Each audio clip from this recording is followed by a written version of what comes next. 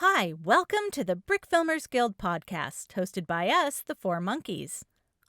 On this podcast, we had the extreme pleasure of chatting with Greg and Garry Moore of twickabrick. This amazing duo has won a THAC, Multiple Brawl, a BIM Summer Contest, BFG Film Festival category, and member favorite. I want to give an extra quick shout out to our wonderful Patreon supporters, Spuggastew, Frame 5 Studios, Mind Game Studios, Dark Dragon Films, Forest Fire 101, Spencer Katz, Paganimation, William Osborne, and Sam Futhy. We can't thank you guys enough for supporting our podcast. This podcast is sponsored by FX Home, the makers of HitFilm Pro, HitFilm Express, Emerge Pro, and more. HitFilm Express is a free video editing software with professional-grade VFX tools. It's a perfect fit for the average brickfilmer's budget. HitFilm Pro is the top choice for video artists worldwide. In a single product, you get editing, compositing, titling, and 3D tools. HitFilm Pro is loaded with tons of professional features. Emerge Pro is a photo editing software that is powerful, easy to use, and a great replacement for what you're using now. Please head over to FX Home to find one of their products that will help you bring your brick films to life. This podcast is also sponsored by Mechabricks. Mechabricks is a platform and a community which provides all necessary tools and knowledge for digital Lego building. All that is required is a modern browser and nothing else. Users can build, animate, make photorealistic renderings, and share their creations online. Mechabricks is also closely integrated with Blender, which is the well-known open-source 3D software. Mechabricks provides powerful and easy-to-use add-ons to import and animate 3D models in Blender in just one click. Other export formats are also available to import the models in your preferred 3D package. If you would like to help support our podcast, you can do so by becoming a Patreon supporter. Get podcasts at least a couple of weeks before anyone else, which are ad-free and intro and outro free, plus other perks only available to our Patreon supporters. Now, without further ado, here's our conversation with Greg and Garry.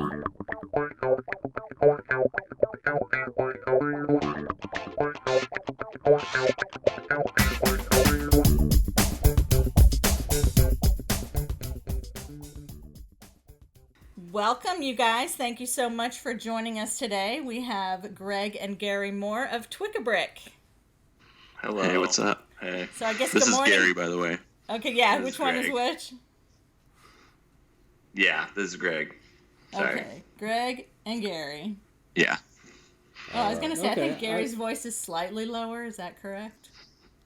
I like to think that my voice is actually lower, but It might be the microphone. Yeah, it might be. yeah, maybe. Yeah, we'll see. Yeah. Plus, it's still morning for you guys. You guys are on the West Coast in California, Yeah. and It's we 9 are o'clock. on Yeah. the East Coast in Atlanta, so we've been up for quite some time. Yeah. Mhm.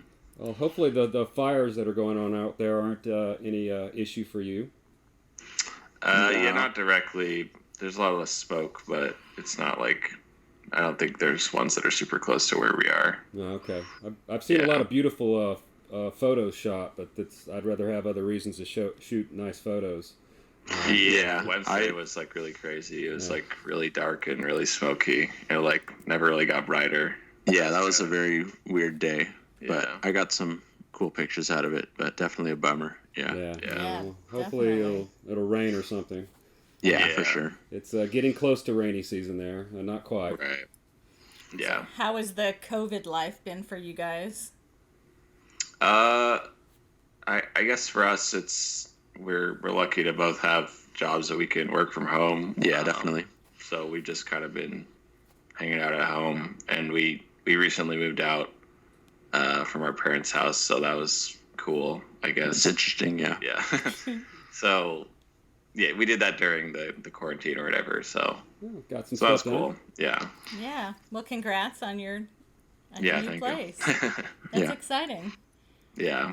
And it's super cool that two brothers that you work together, you live together, and from a parent perspective that warms the heart. It's really nice. Yeah. Yeah. Sure, it Cool. makes your mom happy too. Yeah, probably, yeah. Can look out for each other. Yeah. Yeah. How about you guys? How's the quarantine life for you guys? Well, luckily for us, we are introverts and we like being at home. Okay. So it really has not been. It was probably hard at first because Dave's job got pretty much demolished, and I worked in the production dang. industry, so it disappeared overnight. yeah, anybody in the Oh, AV industry, they lost their jobs, and for the foreseeable future, I'm sure. Yeah. So it was probably hard for like about 4 or 5 months with no money coming in, but finally Dave got working from home, and Awesome. our daughter does the digital learning. So we actually have not been out of our house except for in the car to mail something, but not out of the car since like the beginning of March. Oh, wow. Wow. Yeah. we don't see anybody. It's our patriotic duty not to get sick. Right, yeah. We can't afford Yeah. to get sick, and honestly, we're just happy being here knowing that we're safe and healthy, and we got Yeah. our fur babies here, too, and our son is in Nice, his yeah. last month of college. He lives about 45 minutes away, so sadly, we're not able to see him other than through Zoom, but I talk to him all the time, and he's happy, healthy, and And I got an episode of Galactic Smugglers done. yeah, that was really Oh, yeah, cool. nice. Cool. Yeah, so it's been a productive year for me. Not anymore that I'm working now, so I don't have as much time to brick film, but Right. at least I got a lot done at the beginning of the year. And because I Yeah. hate being alone, I love having everybody here. So I mean, I hate to say that I am enjoying it because it's such a horrible and sad thing that's going on. But from a personal perspective, you know, it's nice for me to have everyone with me. Yeah, definitely. Yeah, I definitely had more time to like make some brick film entries. I feel like, I mean, I work full time, but like I didn't have to commute, and I could just like, I don't know, as soon as I was done working, I could just go and work on like the Easter entry or just the random brick film projects that have come up. Yeah, saving that commute saves a lot of time. I mean, Dave just goes downstairs. He's like, man, I'm loving this commute every day. Yeah. Yeah, definitely. So go ahead, I'll let you get started. And I mean, you guys are incredibly talented, so we had so much fun rewatching your videos. So And I Oh, even thank fo- you. I even Yeah, found a thanks. couple I don't think I had seen before. I had missed for some reason, and it's like, oh wow, cool. But yeah, definitely love watching them over and over again. So, and I think I've been familiar with you guys since probably around 2012 or 13 or 14. Okay. Yeah. I know y'all entered a few contests, and I probably went up against y'all in a few of the fat contests, and was Probably. destroyed by y'all.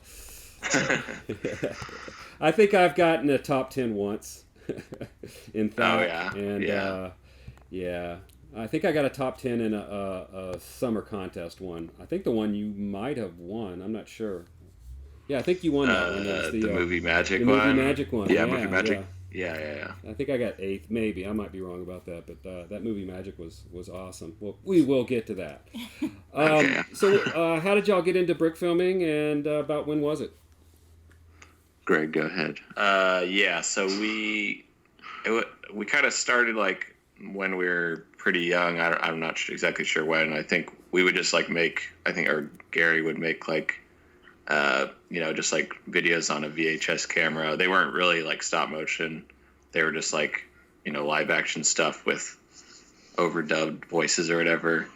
And like puppeteering, yeah. Just yeah, like moving around puppeteering. I had them on like little long plate pieces, and I would just like wobble them around and try to keep the plate pieces out of the shot. But yeah. Mm-hmm. Yeah. But I guess when we got more into like proper stop motion brick filming, I think we would just, I don't know if you guys remember the website Brick Shelf, or I don't know if they're still around. I think I've heard of it, but yeah. Yeah, it's just like it was just like a place where you could put pictures of Lego stuff, and so we would just like click around on there, and at some point we found like stop motion videos of just like stormtroopers animated or something, and we're like, oh, this is really cool, like we should try this ourselves.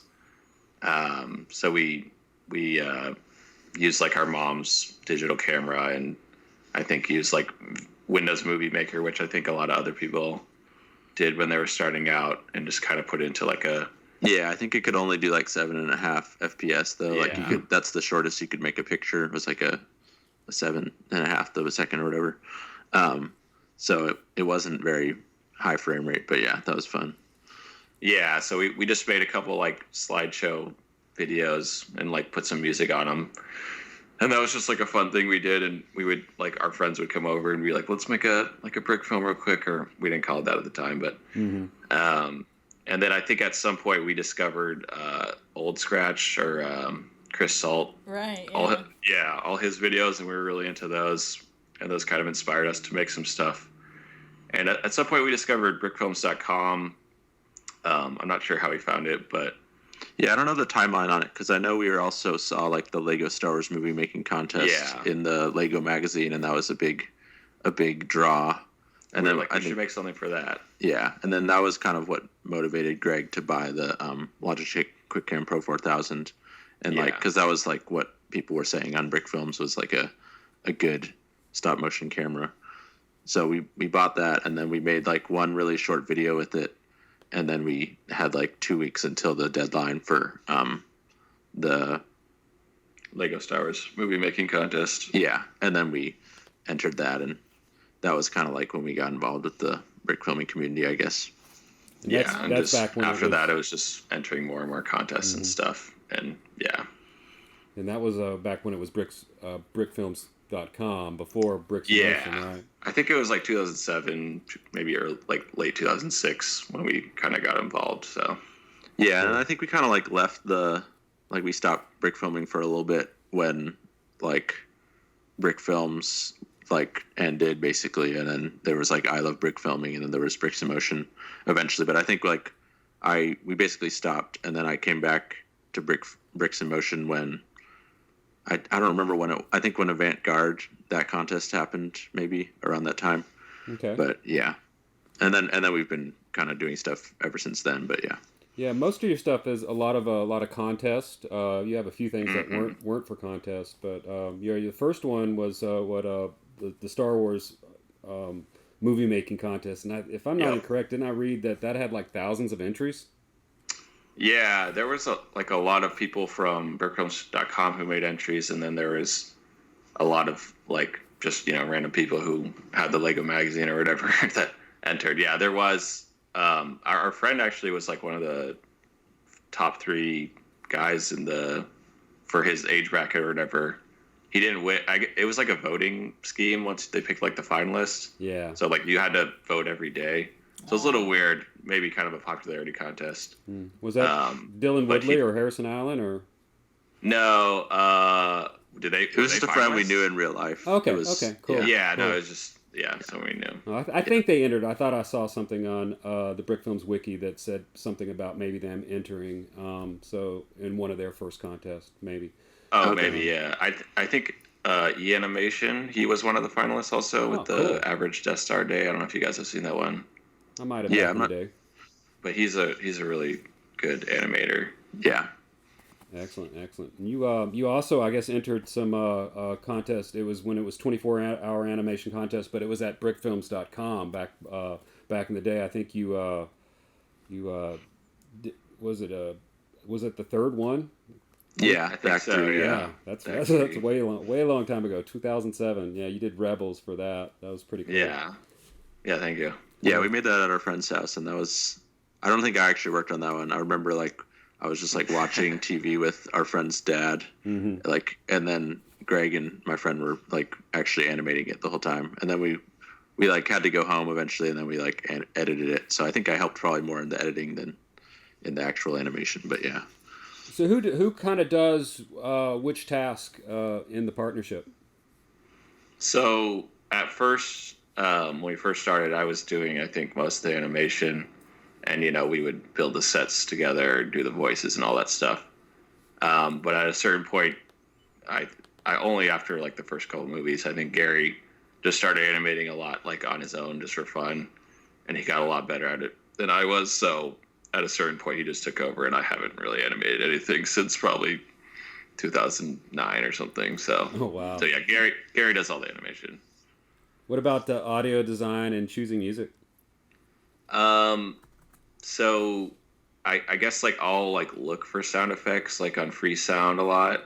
I don't know if you guys use that website, freesound.org, but and just like kind of get a bunch of sound effects ready, and then I'll kind of put some of them on, but Gary's a little better than I am, and then I'll kind of like try to do a rough cut of the movie, but Gary knows a lot more about that, so he'll usually he's a lot better at it. Yeah. So But he'll you help like, on a lot of the fine-tune it builds, at the end. correct? What's that? The builds, the Lego builds. Oh yeah. So usually like Gary can be animating stuff, and I could be kind of building the next set. Mm-hmm. And then so I'll usually have get something kind of done, but then he'll have feedback or he'll want to change stuff before we animate it. So so I'll do a lot of that, but Gary does a lot as well. Yeah, I mean, we both kind of do everything besides animation, but usually usually I'll like, Greg will get something started, and then I'll be like, well, we should just change this, and then it'll be good. So, yeah. It's a collaborative process. So. Yeah. I really loved all your music choices. They all went so well with all of the videos that I watched. Something that just really thanks. stood out, because music adds so much, and when it fits as well as it does, like with yours, it just adds so much to it. You add a lot of detail, and we noticed it all, and definitely wanted to mention the music, though. I think it's so important. So you do a great job choosing that. Thank you. Thank you. That's definitely something that is always kind of like stressful when it's like you animate something, and then if you have sound in it, you're like, okay, like I want to try to make this like better with the music, and like so it's hard to like make sure you're actually making it better with the music, and the music isn't doing something weird that you don't want it to do, because it can like affect the tone a lot. So it's always like a tricky decision what music you're going to put on it. Trust me, videos. I've replaced my music many times because Kim didn't like it. Yeah. I'm music picky. It's like I let him do all. I used to pick the music, but I kind of lost all my patience for that. So Dave's pretty much, he does all the animating and does all the music picking, but I will definitely veto if I don't like a song. I'm like, I hate that. It's horrible. Nope, gotta change it. I can't even watch it. It's like, no. I'm more like sometimes you'll find something really good, but then you're like, that's not the like that makes the movie feel like way more melodramatic than it just doesn't it work. needs to sound. Yeah. Yeah, I'm more the quality control. If a scene doesn't work or I really don't like it, it's like, that's got to be redone. But most of the time he gets it right, or I'll edit the Galactic Smuggler's script, because that's a big important script. So writing I think is something we'll usually do together. Yeah, and that's probably like the most collaborative part because usually we'll just kind of like, most of the scripts we've written, I feel like we're kind of just like, and then this happens, and then this happens, and like, we'll definitely go back and forth a lot on that. Who does those storyboards that I've seen pictures of on Flickr?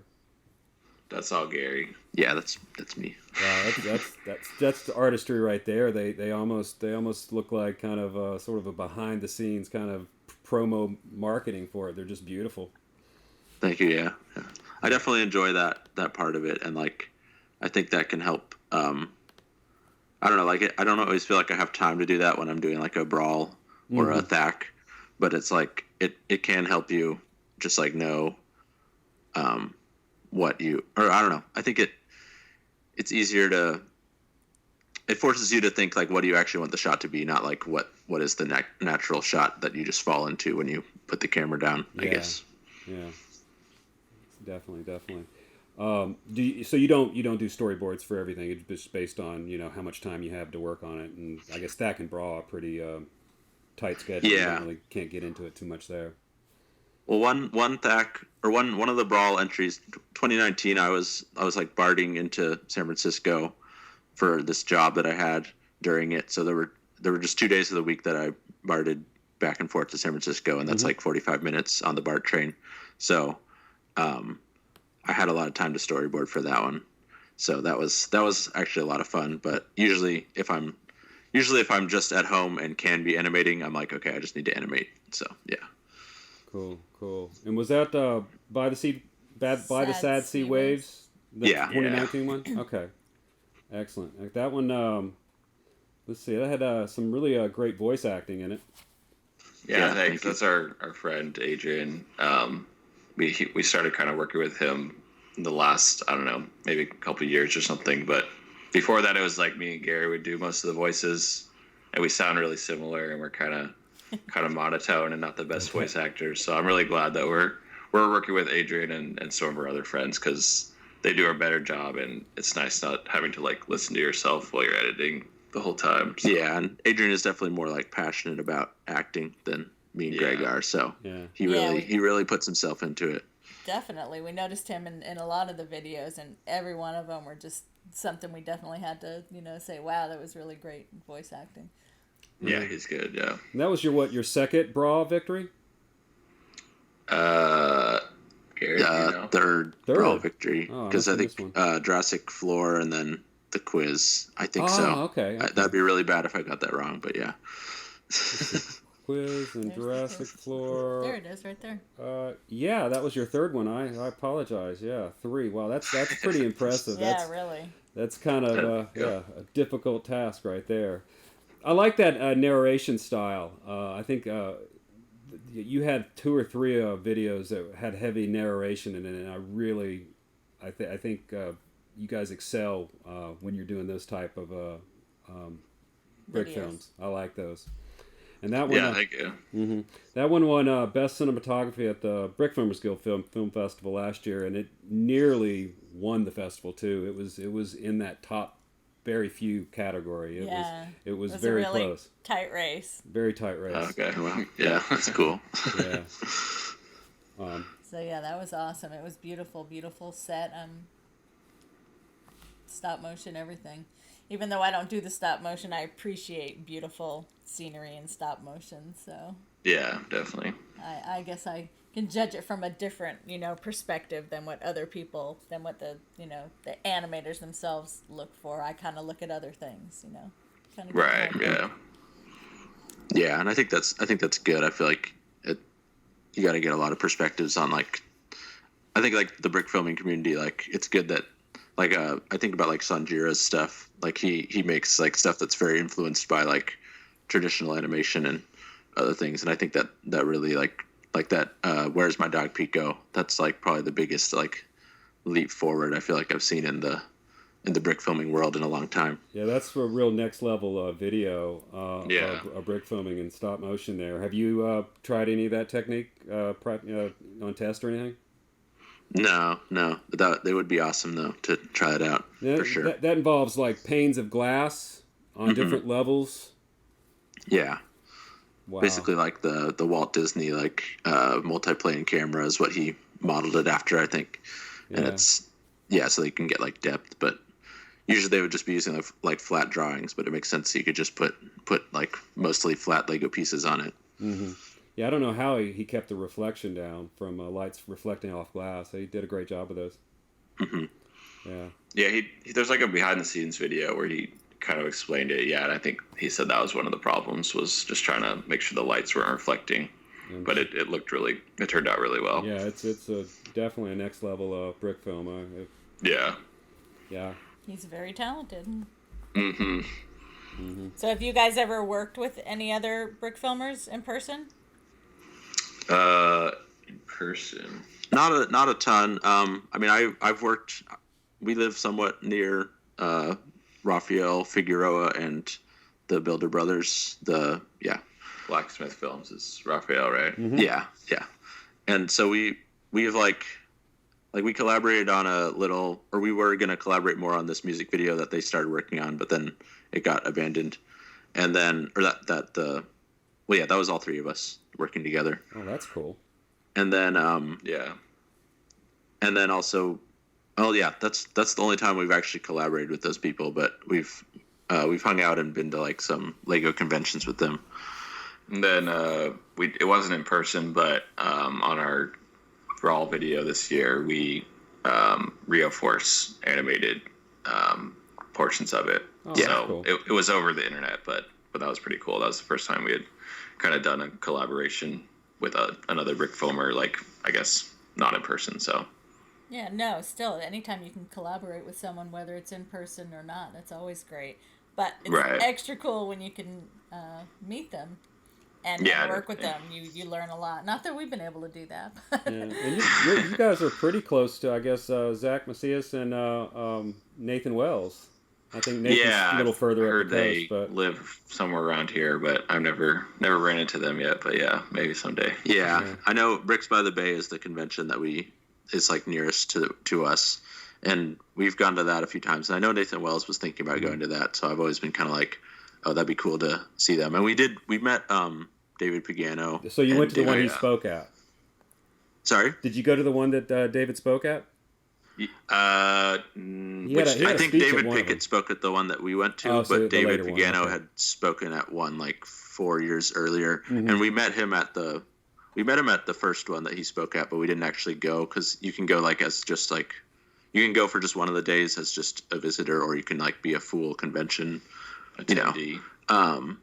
So we just went for the one day that time that he spoke, so we didn't actually see him speak, but we talked to him like for like 5 minutes at the end of the day, and then the next time we went, and him and David Pickett were there, and we talked to them a tiny bit there also, and then we saw David Pickett speak. I don't know if David Pagano ever spoke at that one, but yeah, they're both awesome. I mean, we've had them both on a podcast, so we've talked to them a lot, but we've actually been lucky enough to also meet David Pagano years ago. Oh, really? At a very small back thing. when Brickflix was still going. Yeah, it's not there anymore, sadly, but we were so lucky to meet him, though. It was fun. Yeah, that was a really cool festival because we got to see our film on the big screen. Cool. It's definitely fun to see your brick film on a 25, 30-foot screen.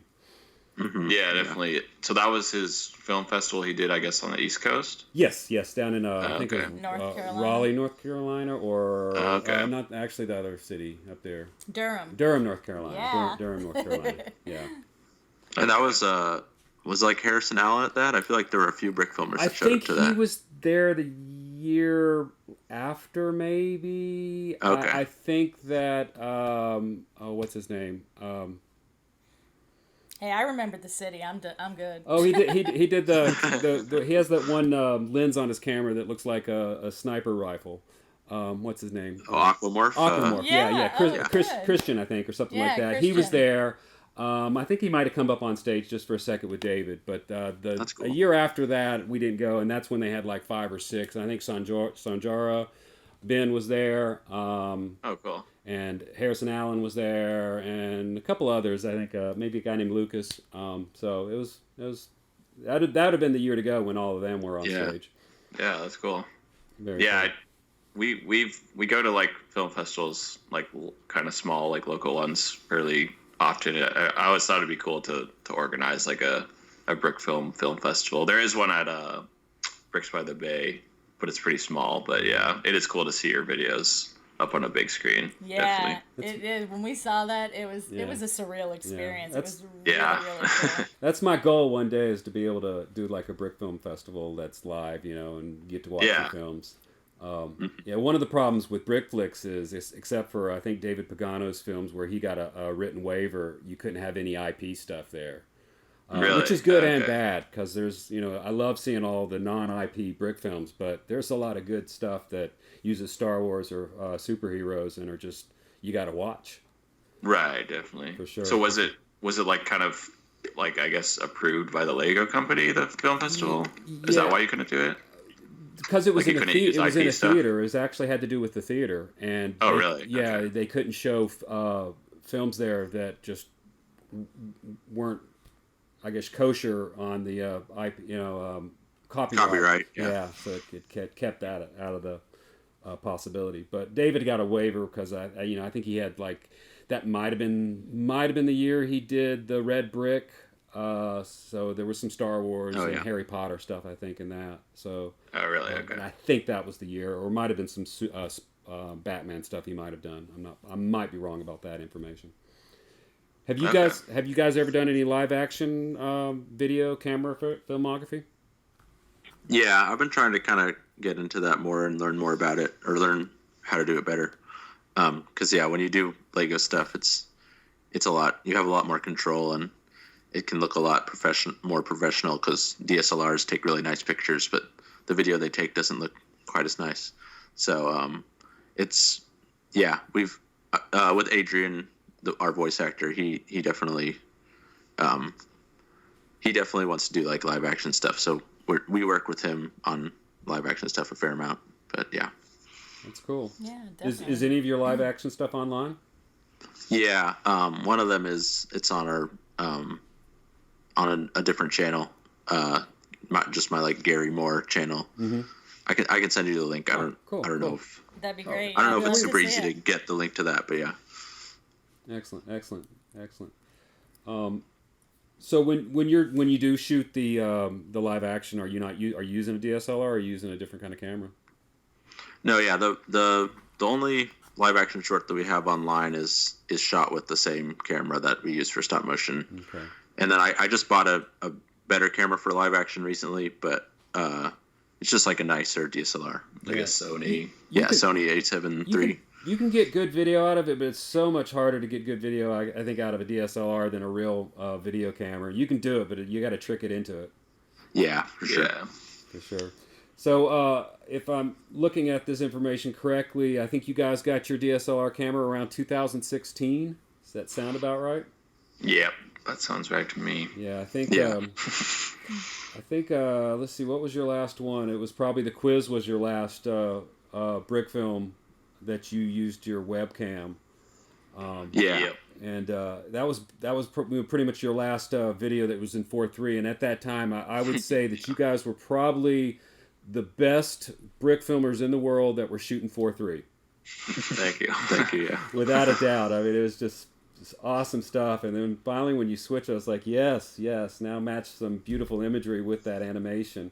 But you guys made some really great stuff with your webcam. I'm gonna jump in on the Quiz. Was that your mom that voice acted in that? Yeah. That's awesome. That was our mom. Yeah.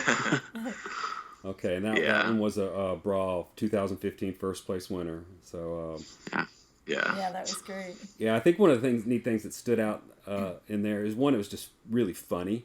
I loved it just because it just made me laugh. But just writing the animation of writing on the paper and erasing the quiz paper, that's got to be real hard to do because you're barely moving your subject, your model around, you know. Yeah, that was I don't remember exactly, but that stuff is always like a lot of like I push it one way and then you're like, oh no, I moved it too far, and then it's like, okay, I gotta push it back, and then it's like, oh, I pushed it too far back, and then it's like you just gotta keep going back and forth, and eventually you get it to a position where you're happy with, and then you'll take the next frame, and then it starts all over again. Do you use your finger or do you have like some sort of tool? I think I've always just used my fingers. I know there's some stuff that I've tried using, like sometimes I'll use like a little like katana Lego piece, and I'll just like stick it between the hands and kind of like try to rotate the hands that way. But I think it's usually just my fingers because I feel like it's too cumbersome to try to use something else to control it, I guess. Okay, please excuse that noise. The dog was having one of those little small dog fits where they make weird wheezing noises. Okay. Okay. Probably nobody could hear it but us, but it was funny because like, okay, yeah, I couldn't hear it. Yeah. I think I heard it a little bit at one point. It's like it's a dog. We're not okay. like torturing her. Or She's okay. She's okay. Small dogs make those noises sometimes. So. Yeah. Well, we got 3. We got 3 dogs and 2 cats. So eventually somebody's gonna pipe in and do something. Yeah.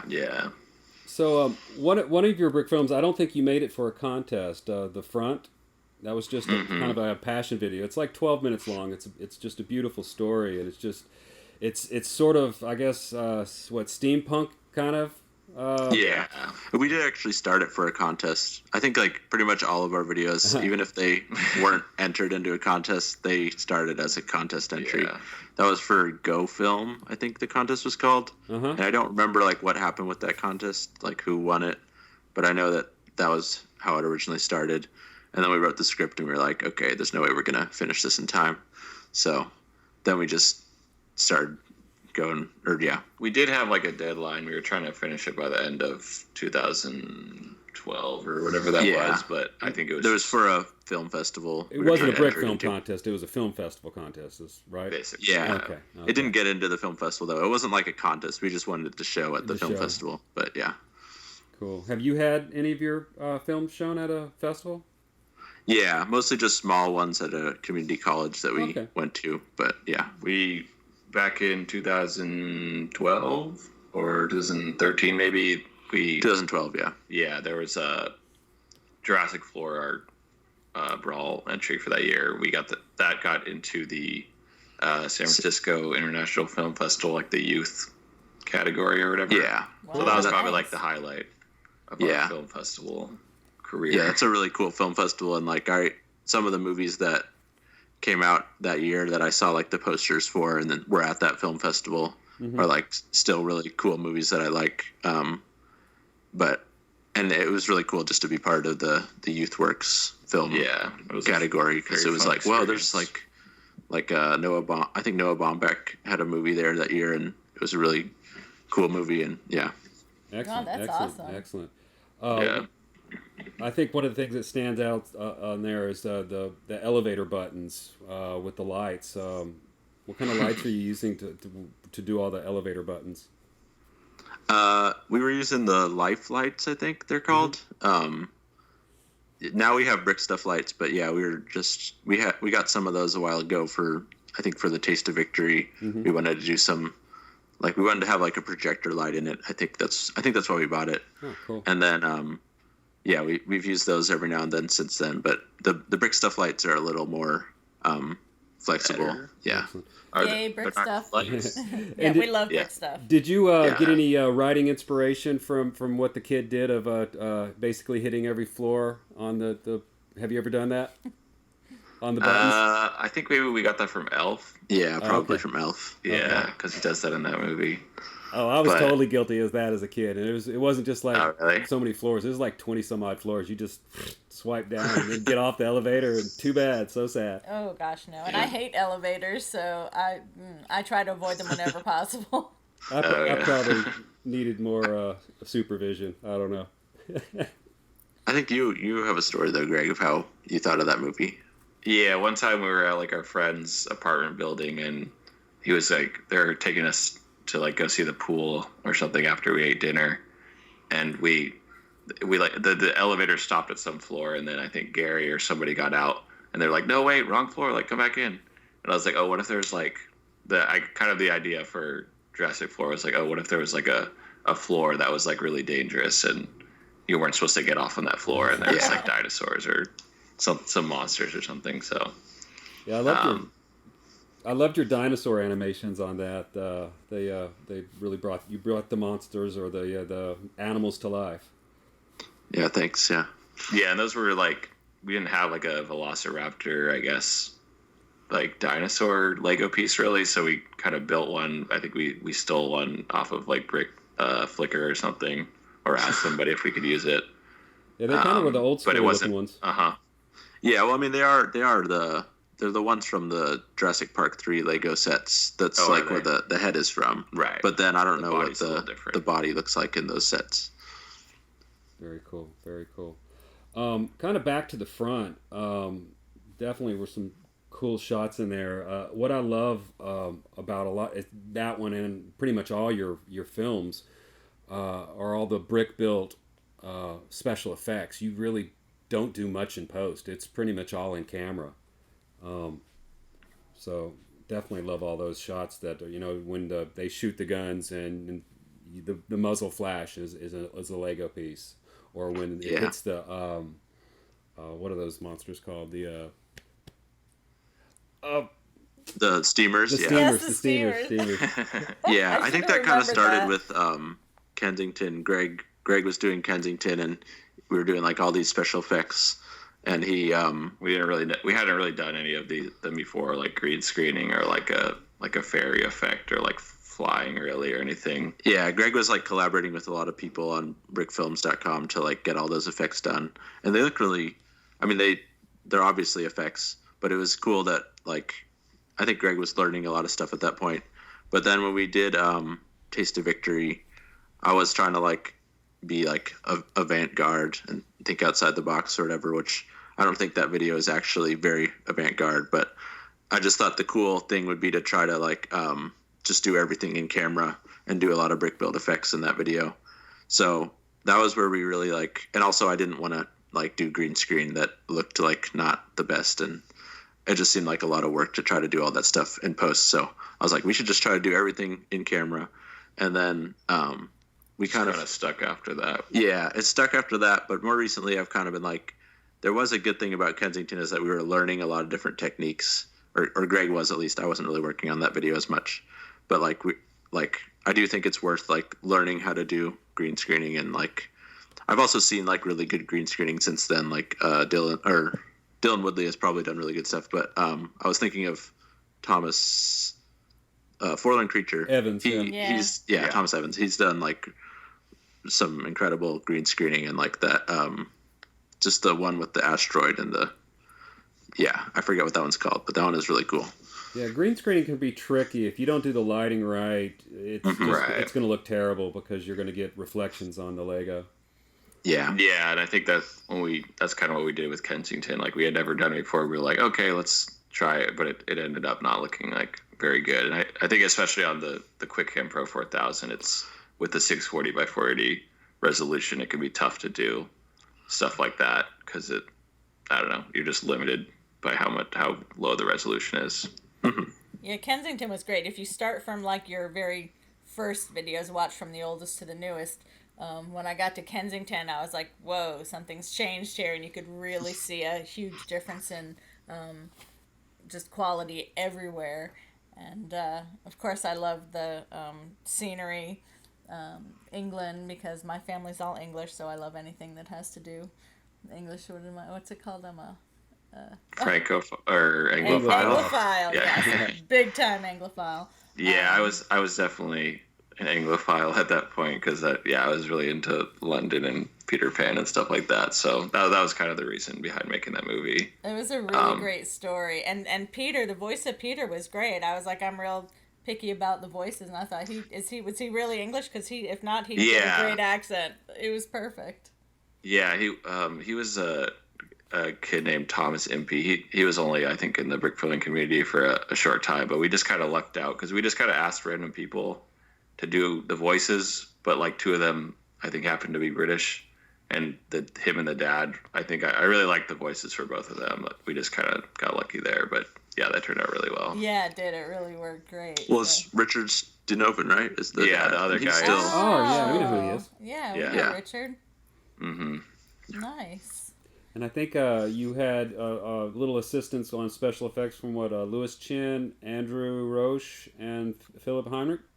Yeah. So Leknology here, Louis Chen, he did the rain, and then maybe some other stuff. And then Smeagol or Philip Heinrich did the opening shot, which was really cool. I was just like, hey, can somebody do like a London shot? And then he was like, he just posted that like on the forum or something. I was like, this is so cool. Like, yeah. I think it looks better than a lot of stuff in the movie. Yeah. And then, wait, who was the other guy you said? I actually forget who the Andrew? third person. Andrew Roche or Roche? Oh, is it Flockating, the music guy? No, that's Ben Boatwright. Oh, okay. Because another guy did the music, which I also really liked. I don't remember what the fourth guy did. It might have been something with the green screening or something, because I think somebody helped us with that. Yeah. Music was I think it was the green screening. But you guys have pretty much kind of moved away from any of the green screening and compositing for the most part, except for, I guess, masking. I think that movie kind of like scarred me because I was like, oh, that took so long and was so complicated that we were like, oh, okay, I don't want to do that. Not for a long time, but we're getting back into it now. Yeah. Yeah, there's one, I think it was in Taste of Victory, the rain effect, and you tried them with because I watched the extra footage and the behind the scenes, and you do a lot of tests up front before making a video, and the rain effect, I think it was in an alley or something like that. Usually you see people either spray it with real water or they do it in composite in, but you guys used a bunch of studs or I think you used cheese, clear cheese for one of the tests, but I think you ended up going with the studs in the end. And even the cheese one looked great, but the studs it looked like rain, but just done in Lego, and that was probably one of the best rain effects I think I've ever seen done with Lego. It's thank awesome. You. I love that. Yeah, that was definitely like the money shot of the video. That was something I wanted to do, and it took really long, but it was, I don't know. I think I would try to do it maybe a little differently if I did it now. Like I would want to experiment with the technique a little bit more, but I think like it worked definitely, and it'd be cool to try that again. I think that was one of the longest shots like per frame you've ever done, probably, right? Yeah, because I had to move like a lot of pieces every frame, but yeah. So it was probably 2 or 3 seconds. I can't remember. Maybe a little longer. I think it's like something short like that. Because there's like a guy walking up. And I think it's like 4 seconds. 4 seconds. And are you guys 15 frames a second or 24 or something different? It's 15, yeah. 15. So that's a good 60 to 75. Yeah. Pictures. And how long did it take you to do the shot? I forget. I think it was like. I feel like it was like several hours. 8 hours, maybe. 8 hours, I don't know. That seems wrong though. Now I can't remember anymore. I don't know. So if it was 8 hours, that's like 1 second every 2 hours. Wow. Yeah, that's rough. Yeah.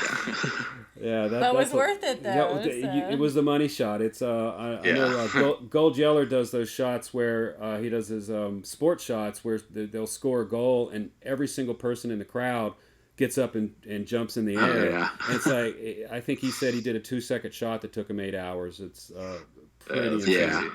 I feel like it was actually less time than that though for me. I don't remember. I remember it seeming like a long time, but now I'm like looking back on it. I'm like I think shots have taken maybe longer than that. Like the most recent Easter video, just trying to balance that tree in some of those shots and just get it in the right position for like when the axe was hitting it. It took really long, and I wasn't balancing it. I should clarify that. Most of the time I had like when it was rocking back and forth. Most of the time I had a big support that I was masking out. But yeah. Mm-hmm. It was a lot of work just to get it in the right position. And that was the video that you could only use 8 different Lego pieces for? Is that something like that? 10, yeah. 10 pieces. It was the Easter festival, Easter contest on Bricks in Motion. And I believe you guys won first place for that. Yeah. Yay. The other thing is, it was one of those. I loved it. Yeah, it was really great. Adorable. There you go. And it was done on white expanse. Did you enjoy working on white expanse? Yeah, that was cool. I hadn't really done that since I did like a dictionary film like a long time ago for Nathan Wells' series. Mm-hmm. But I think I don't know. I think like now I know a little bit more about color and like how to color correct things. So like even though I knew like when I was shooting it, it was like the white expanse wasn't perfectly white. I knew like how to adjust the curves in post to actually make it look pure white, basically. So that was. It was better than back when I was doing it back then because I didn't really know anything about color. So I was like, it was definitely easier to do it now, I guess. And what editing and compositing software are you using? I use Premiere and After Effects. I use like Adobe stuff I used it in college and then I've been using it for work also. So it's easier to just stick with those. So you kind of have a work excuse also as to being able to afford the software. Yeah, I mean, I have my own license, but yeah, I also use it at work. You're getting a student discount for a second, right? Yeah. Now nice. I just graduated last year, so I don't have the student discount anymore. But yeah, it is expensive. Yes, it is expensive. I just for cost sake, I did have to switch over to HitFilm Pro, and I'm pretty happy with it. It's not exactly. Some things don't work quite as good, but some things are actually easier. And it's pretty close, so I can't complain there, and the price is a lot better. But so yeah, for sure. Yeah. But I definitely enjoyed having the Adobe Cloud when I had it, but I just can't afford it anymore.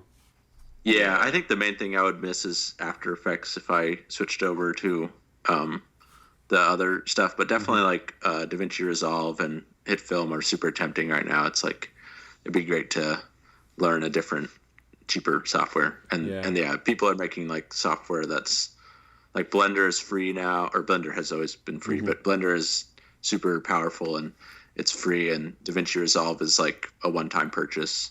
So it's, there's a lot of even much like cheaper. Sony Vegas has been supposed to be pretty decent, right? Yeah, like and you can get $100. that for like, they'll have it in those humble bundles every now and then for like 60 or like, well, yeah, it's pay what you want. So I think like the minimum price to get Vegas is usually like $30 or something. So it's there's a lot more affordable options than Adobe, definitely.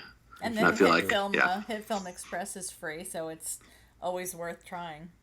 Yeah. Because it worked great. I mean, Dave really enjoyed using that. I think I used it for THAC this last year because I did not have HitFilm Pro at that time, and I was able to do chroma keying and some pretty cool special effects with it. But I definitely like HitFilm Pro more than HitFilm Express.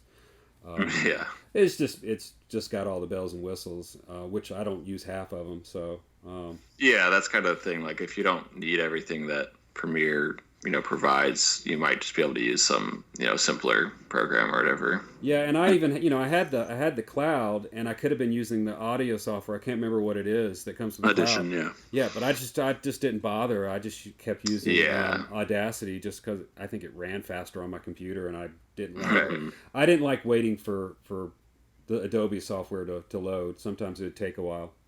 Yeah, I've never really put in the time to like learn Adobe Audition. Like that one is not super intuitive to me. Like moving from like Premiere to Audition, it's like, wait, what do the hotkeys do? I don't.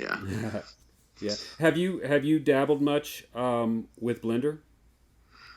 Just recently. I want to try to do it more. I've been working on like building a nicer PC to do like effects and motion graphics on, but I definitely want to try to get into Blender more and try to like do maybe some set extension stuff. Yeah. When you're doing the set extension, would you be considering doing that with like chroma key type things, or actually using a screen?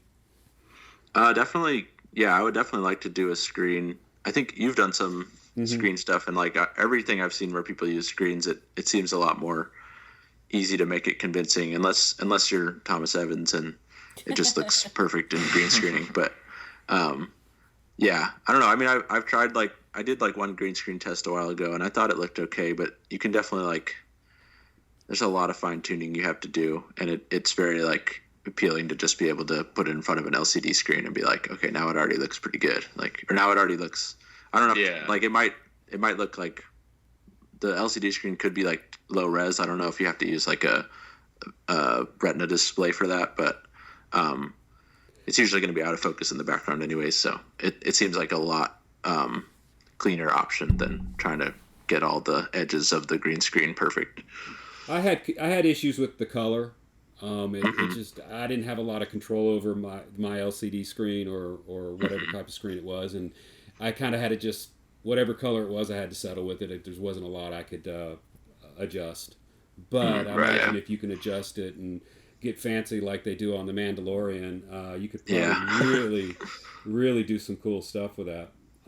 I almost want to buy just a 42-inch monitor to do that.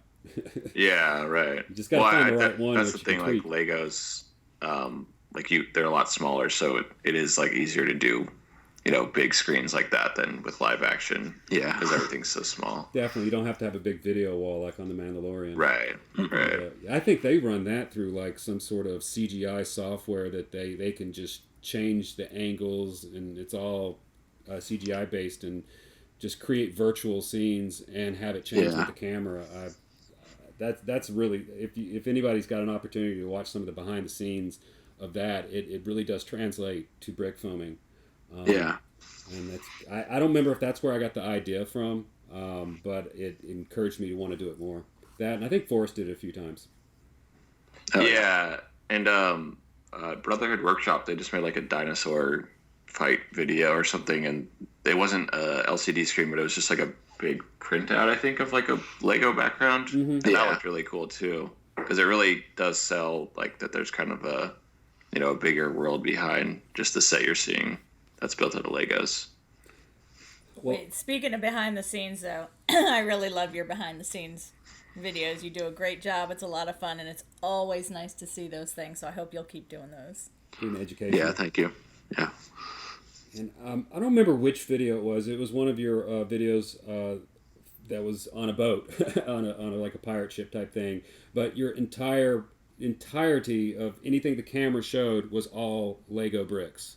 I kind of dig when I see that every once in a while. I can't remember which one that was. I think it was. Lifeboat. Lifeboat is like that, and Lookout is also like that. Yeah. Lookout was the first one we did, and Lookout has like the big like sky that's supposed to look cloudy, but it's like a bunch of gray and light gray bricks that are I don't know, they're kind of built in like a swirly pattern. It sold it, and I really do like the 100% Lego shots. That it's a cool effect to go for. Yeah, whenever I use like since we did Lifeboat or Lookout, and we did the big like brick built sky, whenever I do a paper sky, I kind of feel like, man, now I'm moving backwards. But like it's too much work to always build a brick built sky, definitely. Mm-hmm. I think you got some pretty old Legos in there too, right? Yeah, ones. You had a bunch of the old pirate themes. Yeah, you had a lot of different flavors of gray. Oh yeah. Oh right, yeah, definitely. Our collection is kind of split. Yeah. I know when we did the podcast with James Moore, he said that he basically recently, or not when it was that podcast was like 4 years ago, but they separated all their old gray from the new gray. But I liked on that shot that y'all did that it had all of them mixed together because it sold all the different colors of the sky, and it was neat to see the older faded kind of different colored gray working with the new gray. Yeah, that could definitely like give kind of work to your advantage, like especially because we have like the old brown and the new brown as well, and that when you're doing kind of like a wooden, pirate ship or something, that can look good. But at other times it's kind of like, oh, I wish these were all exactly the same color. But yeah. Yeah. I have a question about the brown bricks. Have you noticed that they break easier than any other bricks? Yes. We thought like we bought a bunch of them from a vendor at Bricks by the Bay, and we thought like because we washed them, we put them in the dishwasher after we bought them because it was just like a pick and pull Lego table, and we washed them, and then we were like, did we like do something to these bricks and like make them all brittle when we put them in the dishwasher? But then we recently, we saw somebody saying that color, the new red color, I guess they fixed it recently. I think I had a problem with the dark red too. Yeah, it's just like extra breakable. It's weird. I guess the whatever dye that's in there makes them more brittle. That's yeah. And I noticed that was happening. I was taking apart some models that we bought at like yard sales that had all these brown bricks, and every time something would break, it would just be a brown brick, and it was some of the flat. And then I had newer bricks that were the dark red flat tiles, and they were breaking on me. And it's like, these are brand new. Why are they breaking? It's that red dye. Wacky. You got to be careful of that red dye. Yeah, we would be like, oh no, not again, every time it happened. But now it's like, the plates. I see what it is now. Like now I know that there's a cause. It doesn't bother me as much. But yeah. It wasn't your fault. It wasn't the dishwasher. Yeah. And I guess speaking of the flat tiles, you've done a few animations where you're working on flat tiles. Is that something you want to think about in the future more, or is it do you? Yeah, I definitely want to do that more. I think that's something that like obviously you want to not be constricted by the studs, but like for Night Guard, I was trying to do our most recent Brawl entry. I was trying to do more tile animation, but then at a certain point I was like, no, this script is like too ambitious for Brawl anyways. That's why we asked Reinforce to help. Mm-hmm. So I was just like, I'm just putting them on studs. So if I made a video that was just like a passion project and wasn't for like a hard deadline, I would definitely want to try to do everything on tiles. Did you have it definitely takes longer. Yeah. Or it's more difficult. Sorry. I've been dabbling with it lately, and even though it takes longer to do like a walk cycle, it's so unrestricted. When you can move that your Lego minifigure into a position that would just be blocked by a stud. It's like for everything you lose not having the studs there as to be able to make things easier. you gain. It's just you have to be super careful with the putty tack. Yeah. Yeah, and like that's something I noticed sometimes. It'll look super robotic when people animate on studs sometimes because they like walk at like 90-degree angles or whatever. Like you don't Basically like all of our videos. Yeah. Well, because like in real life, you don't guys if don't you're make it walking look from point A to point B, robotic. you don't like make a 90-degree turn at one point. You just walk straight there. Yeah. So I think getting rid of the studs helps in that respect. You guys made it was one of your older videos a long time ago. It was this Final Quest, and it's when the minifigure's running at the end, going around corners, and you're walking on studs, but those corners you're taking, they seem very round. They're not. You still sold that with the studs there. I liked that one.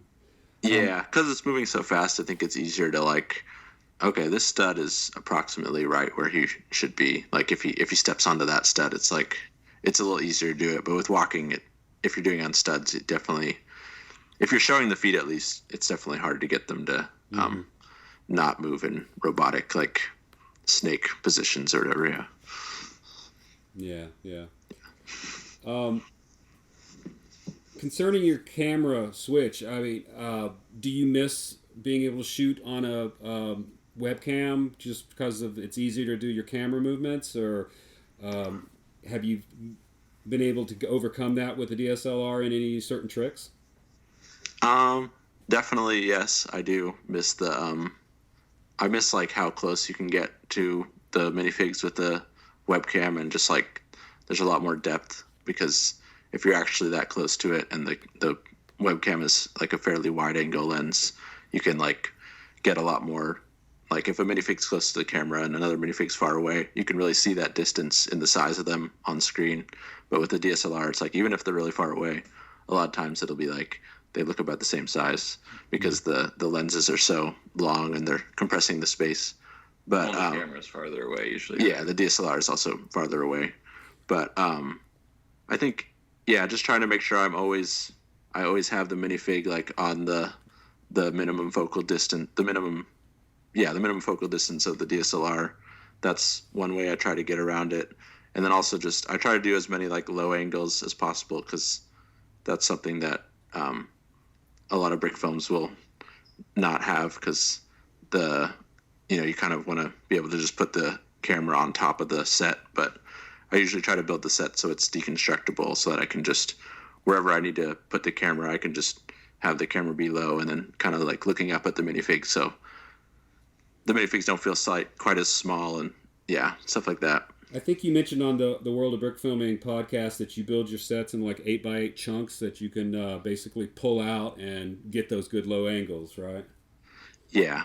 We started that was doing that on the front, I think. And then because we wanted to basically build a trench, so we wanted to have like lower sections of the set and kind of move. It's a lot easier to move. Well, sort of. It's a lot easier to move. It's kind of easier to do like different angles, like 90 to turn the set 90 degrees when it's all like in little pieces you can move around, and you can take off pieces and like get lower with the camera and stuff like that. And we've just kind of done that since. Yeah, we're not quite as like. I think we were very like this needs to be like a clear system on the front where it's like, and we're gonna always like make sure the different chunks of the landscape are in the exact same position because we're taking all these pictures, and then we'll make sure like the layout always matches perfectly. But now we've kind of realized that like continuity usually isn't that big of a problem at that scale, I guess. And we kind of will just throw I don't know. A lot of our sets have also been simpler. They're just like walls and floors. So we'll kind of just like, okay, throw 2 corners of the wall here for this shot, and then like a little bit of flooring down, and then it's like that's all we need for this shot because it's a pretty close-up shot anyways. So we have like all the components, but we just mix and match them for whatever shot we're doing.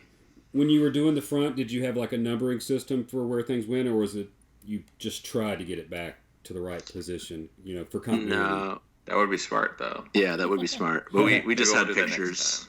Well, that's practically the same thing. It's just not quite as thorough. But if you wrote like 1A, 1B, like 2C or whatever on the bottom of them, and then you were like, okay, I need these ones for this shot. That would actually be really helpful. So that's a good idea. I might steal that. Cool. One. Yeah.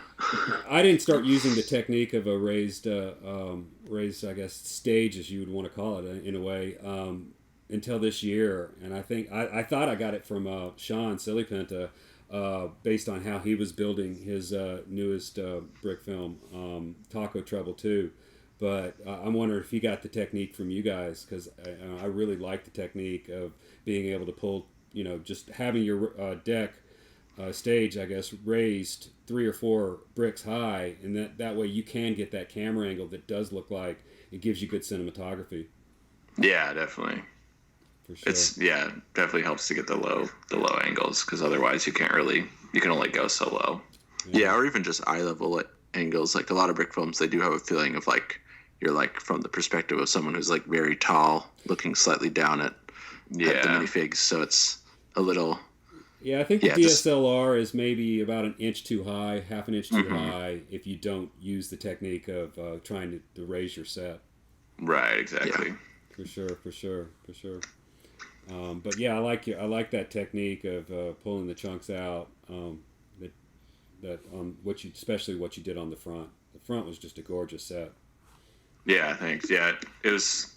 We were really trying to go for more of like a forest, but we were a little bit like limited by how much Legos we collection had. So it's more of like a desert, but it is pretty big scale for how much Legos we had at that time. So yeah, and that's an example of like where it'd probably be cool to try to use like a set extension, because you can definitely see the horizon in that. Yeah, you can definitely tell it's only like a 64 by 64 set or something like that. But yeah, that's pretty big for a brick film. It is, yeah, but it just kind of bugs me when I can tell that like it's that it's the end of the set. You can see it Atlas in the shot. Is a good modern brick film that doesn't have that, and Bound. Basically, all the Monotogo Studios stuff has like huge sets that look like the Wallace and Gromit style like sets where it's like I can't see the edge of it. I don't know. It's really cool. Yeah, that last one that Greg did was a great one. Yeah, with the train. Yeah, that's a really nice looking brick film. I love how big the sets are and how detailed everything is. Yeah, I suspect that one. Hopefully, I'll get Greg to enter that into the Brick Film Festival this year, because that seems like would be one of the contenders. Yeah, definitely. Those. Not to say that an IP one couldn't win. Pokeballing one a few years back, Dylan, but having the original story, 100% original, then with top-notch animation, cinematography, that's the direction to go. Yeah, I think like Rio Force and maybe some other people like worked on that too, right? It was like a kind of a big collaboration because he got other animators to work on it. I believe so. Yeah, that's pretty cool. Excellent. We're probably due soon, aren't we, to like start the festival? October. October. Yeah, okay. We're working some things out. We're considering a rule change, and it's to allow something a little bit over 15 minutes to be entered, but it might have to be by permission, and we're trying to work through that, because there's a film out there, although the person's not a member yet. I suspect hopefully they'll be a member soon, that has made a film that's over 15 minutes that rumor has it would be a contender too. Okay. Mm-hmm. So you guys have a 15-minute limit. Yeah. Is that just kind of to save time on watching them, or? Yeah, one year I was watching 30 and 40-minute videos, and there was, I think it was 2012, back when it was called the Animation Festival, I think it was Animation Festival then. It was everybody entered on YouTube by just posting it as a video response, and they could do 3 entries, and there was no time limit. I had over 200 entries, I believe, and there was no time limit. So I think it took me 10 hours to go through them all. So we had to fix that, rough. Especially now that we're having guest judges that now we're inviting up to around 40 or 50 now. I think that's where it is. And guess what? You guys are eligible for it, but I do not want you to enter it. Yeah, we'd rather have you enter the contest. We want you to enter the contest. We don't want you to judge it, but you now have a lifelong invitation to judge. So some year when you don't, heaven forbid, don't make a brick film or whatever. You guys are welcome to judge if you want to, but we want you to enter. Okay, yeah, thanks. Cool. Is the brick film you were mentioning that's over 15 minutes? Is it over 60 minutes? No, it's 17 minutes, 18 minutes. Okay. I know there was like a full. I don't think we could allow that in, but this one, and after you take off the front and the back, the credits, it's really only 15 minutes and a half. Oh, okay. It's the one that won the Frightened Horror or Frightened Fear contest on Bricks in Motion. Okay. I think that was yesterday. I haven't watched that yet. Yeah. Yeah, that was yesterday. And I haven't seen it, but I kind of scrubbed through it, and it's like, I am looking forward to seeing this. But I needed to watch some of your videos to get ready for this. Yeah, it's hard. There's really only like a handful or 2 handfuls at most of people who could pull off videos that are over 15 minutes, because you really have to have everything there, the story and the animation. I mean, it just all has to be spot on to keep somebody's attention for that long. Well, Sean did it. He did exactly 15-minute one, and he won the Brickfilms Guild. It was amazing. It's just that there are some, and whether it's young, kids that are just starting to think, oh, the longer the video, the better. But that's not really true. Most people's attention span, in my opinion, aren't that long, and it really has to be so good. Something that is brilliant like that, you watch it and it's like, wow, it seemed like it was less than 5 minutes because it was just that good. But it's hard to pull that off. So yeah. And I think Legos can also feel like lower energy than live action sometimes. So yeah, it has to be like well edited and like a good pace, to keep it up, keep your attention for that long. Well, the front, what you guys made, it kept my attention. Yeah, definitely. That one was your long video, and it felt short to me. So that's the secret. Make a long one that doesn't feel long. Right. Yeah. Awesome. Well, I want to go up to. I tend to like to bring up videos that I especially liked for whatever reason. So Teleporter Trouble. I really enjoyed that. It was a great story. It was super cute, and I really enjoyed everything about that. Thanks. Yeah. I think that's one of our favorite, or my favorite at least, of our brawl entries. I think that's a fun one, and it's funny. We were just talking about the low energy stuff, because when we made the front, I think that was like one of my thoughts is like I'm proud of like the story of the front, but I did think that like after I made that, I was like, it's a little too slow, and like when you're doing animation, it's hard to like know what the proper pace is. But I think like I had been trying to do things like a little too slow with the front, because like I don't know, it's always like going back and forth, like am I animating too fast or am I animating too slow? So I think one of the reasons I really like Teleporter Trouble is because I was like, I just want to make this thing as short as possible and like animate things like very fast. So I think that there's always that balance, and it was just funny that we were talking about those two. But I think that's why I like Teleporter Trouble. Yeah, it was just fun. It was just a great story, and it was a lot of fun. And all the extra little, just everything that got done in that was just so cute. And that one was a brawl win.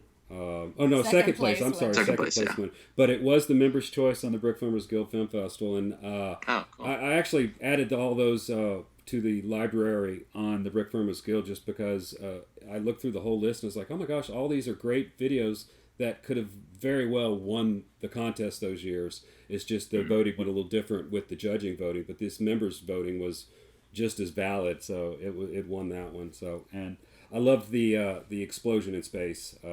It's brick built. That was awesome.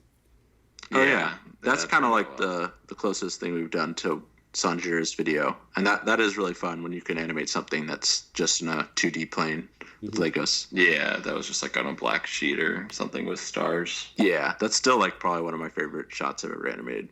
Definitely in like the top 10. Yeah, our daughter made a shot like that for a video Brickfilm. She did where I think someone was flying through space, catching stars or something with a net or something like that. Oh yeah, that was cute. And it was just like a top-down shot, so that or maybe it was in water or something like that where they were catching fish, but used that technique, and it was really cool. Yeah, it's a fun technique.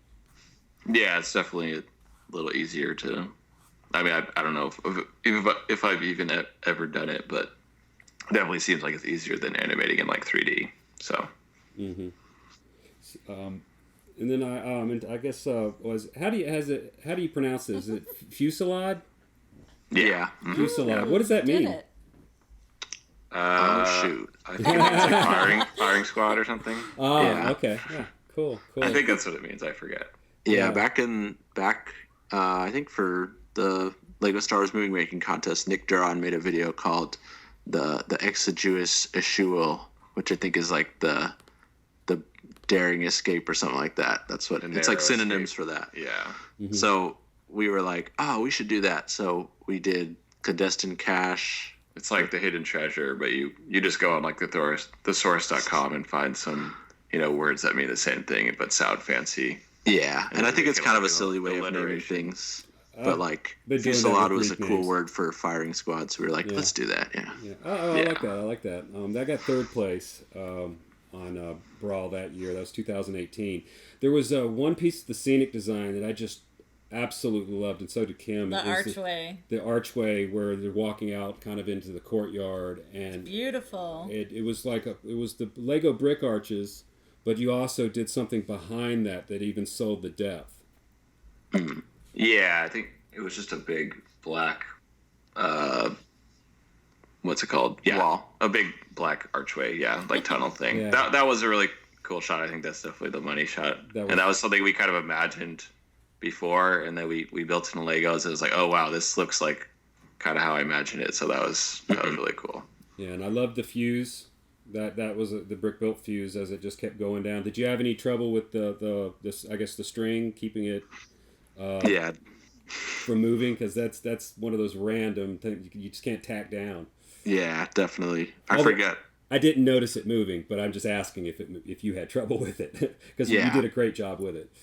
Yeah, I think it definitely moves, and it was a pain, but it was worth it. I always love it when I can think of like a kind of new brick built effect that I think will be something people haven't seen as much. But yeah. And, Yes, string and like ropes and chains and all that stuff. Oh, yeah. People kind of stay away from that for brick films, but It's hard I think to when it's use. kind of bumpy, it gives it some character sometimes. So Yeah. Then, of course, you had the great voice acting by Adrian again.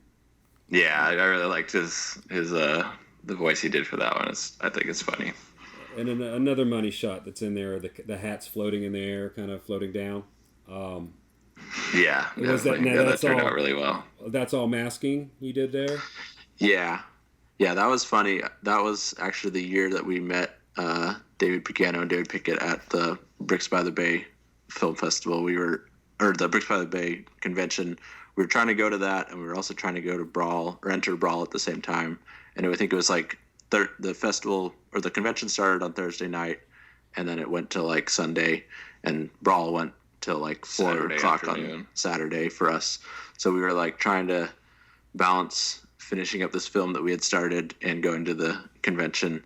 And like I think I stayed up like super late that night masking that shot, and then like we woke up and went to Bricks by the Bay and had a bunch of fun. And then we were like, okay, we gotta keep editing our video though. And I was like working on like editing the lines while I was editing the audio of Adrian's lines while I was at Bricks by the Bay. But Yeah, we brought a laptop with us. yeah, it was kind of stressful, but it was a lot of fun. It was going to a brick film convention, which I really enjoy, and also working on a video that I was a Lego or a Lego convention, which I really enjoy, and then also making a brick film that I was pretty happy with. So it was really cool. Talk about the all the gears and stuff you did for making the lifeboat. How difficult was that to get it all put together, and was there any inspiration as to how to build it all? Definitely Jason Alleman. He makes JK Brickworks on YouTube. He makes like those kinetic sculptures, and he'll do like a horse running, and he does way more complicated stuff than just waves moving. But that was what inspired it. And I think Nathan Wells has pointed out that like Legos are not very good for like Lego gears. Like once you have as much friction as I had, like that kind of stuff, Legos are not the best for that. Like you want to just use actual like metal gears. Yeah. So that's something that I don't know. I think I would still probably use Legos in the future, but like I definitely encountered that because after I had like just turning one gear to try to make all those waves move, there was so much like friction or whatever that is that was messing with it that it didn't run like totally smoothly. I had to like adjust it, but it was still like definitely worth it. Like it made it a lot easier than it would have been if I had just been animating them all by hand. But yeah, it was really cool. Yeah, I made a little camera slider that I used Mindstorm, and it worked okay, but occasionally it would skip a gear, and honestly, it's just probably easier to move the camera by hand than with a gear system. Although I do think there are situations using gears that definitely could work. And yeah, you made it work. We made like camera sliders, using not Mindstorms, but just like a gear thing. I think in the past it was just for the quick cam, which is a lot lighter than the DSLR, but that's worked in the past. Definitely. And even like I tried making like a vertical, I don't know what it's called, like a vertical pan rig Slider, yeah. No, but like going up and down. Yeah, vertical slider. Okay, vertical slider with like a gear system. It gets the idea across at least. Yeah. It's probably not the real name. A jib. Yeah, okay, whatever it's called. But for just for the quick cam, and which is like really light, and it would like using a crank or whatever and some Lego gears, but like I think some of the gears like broke because there was just too much tension. Like it couldn't handle all the weight. So, yeah. Yeah. Let's see. Well, it worked though. The overall effect though it's really cool because you don't see too many people doing that. So when you do see it, it's really nice to see and appreciated because you know how much trouble goes into doing that. Right. It's a beautiful effect. Mm-hmm. Yeah, definitely. Even if you just do it once, it's a beautiful effect, and it's like, okay, I did it. We appreciate the fact that you did it, and yeah, it's cool. It's nice to see. Yeah, there's a shot where you see the waves in by the Sad Sea Waves, and I was like, I'm not gonna do it. If like, I mean, I didn't have the whole rig built anyways, so I wasn't gonna build it in 1 week for one shot. But yeah, I was like, we're going back to just the flat ocean now. So yeah. What was it? One of the you did a really good behind the scenes for that, and I loved your macro scale, the eye and stuff like that. And I think you had done some of those techniques before, but I absolutely loved it in that film. I might have to try that technique sometime. Yeah, it's fun. It's fun to mix. Well, Gary does it all, but it is a cool effect when you mix the scales. I think we did that on that film, and then the acclimation, Gary did it as well. There's like a macro shot of a hand or something. Yeah. Mm-hmm. So that's always fun. Yeah, macro scale. That one was creepy. Acclimation. Yeah. Yeah, that was kind of like me and Adrian kind of had this other idea that we were talking about making, and then Gary was talking about it too, but I think he kind of just wanted to do his own thing, so he kind of just made that movie all by himself, and then I helped at the end with like sound effects and stuff. Mm-hmm. But yeah, well, I wasn't going to school or doing anything at that point, and Greg was working full time, so I was like, I think this is gonna mostly just be me working on this, and the idea we had thought of was like kind of ambitious, and I was like, that's gonna be too stressful. I'm just gonna try to like do something I can kind of like. I had a story for that movie in mind, but like it was something that was a little more flexible, and I could just kind of make like a long montage and get the shots that I had time to get. But yeah. Yeah, I mean, it was cool. It just had definitely a creep factor to it, which is also pretty cool. So.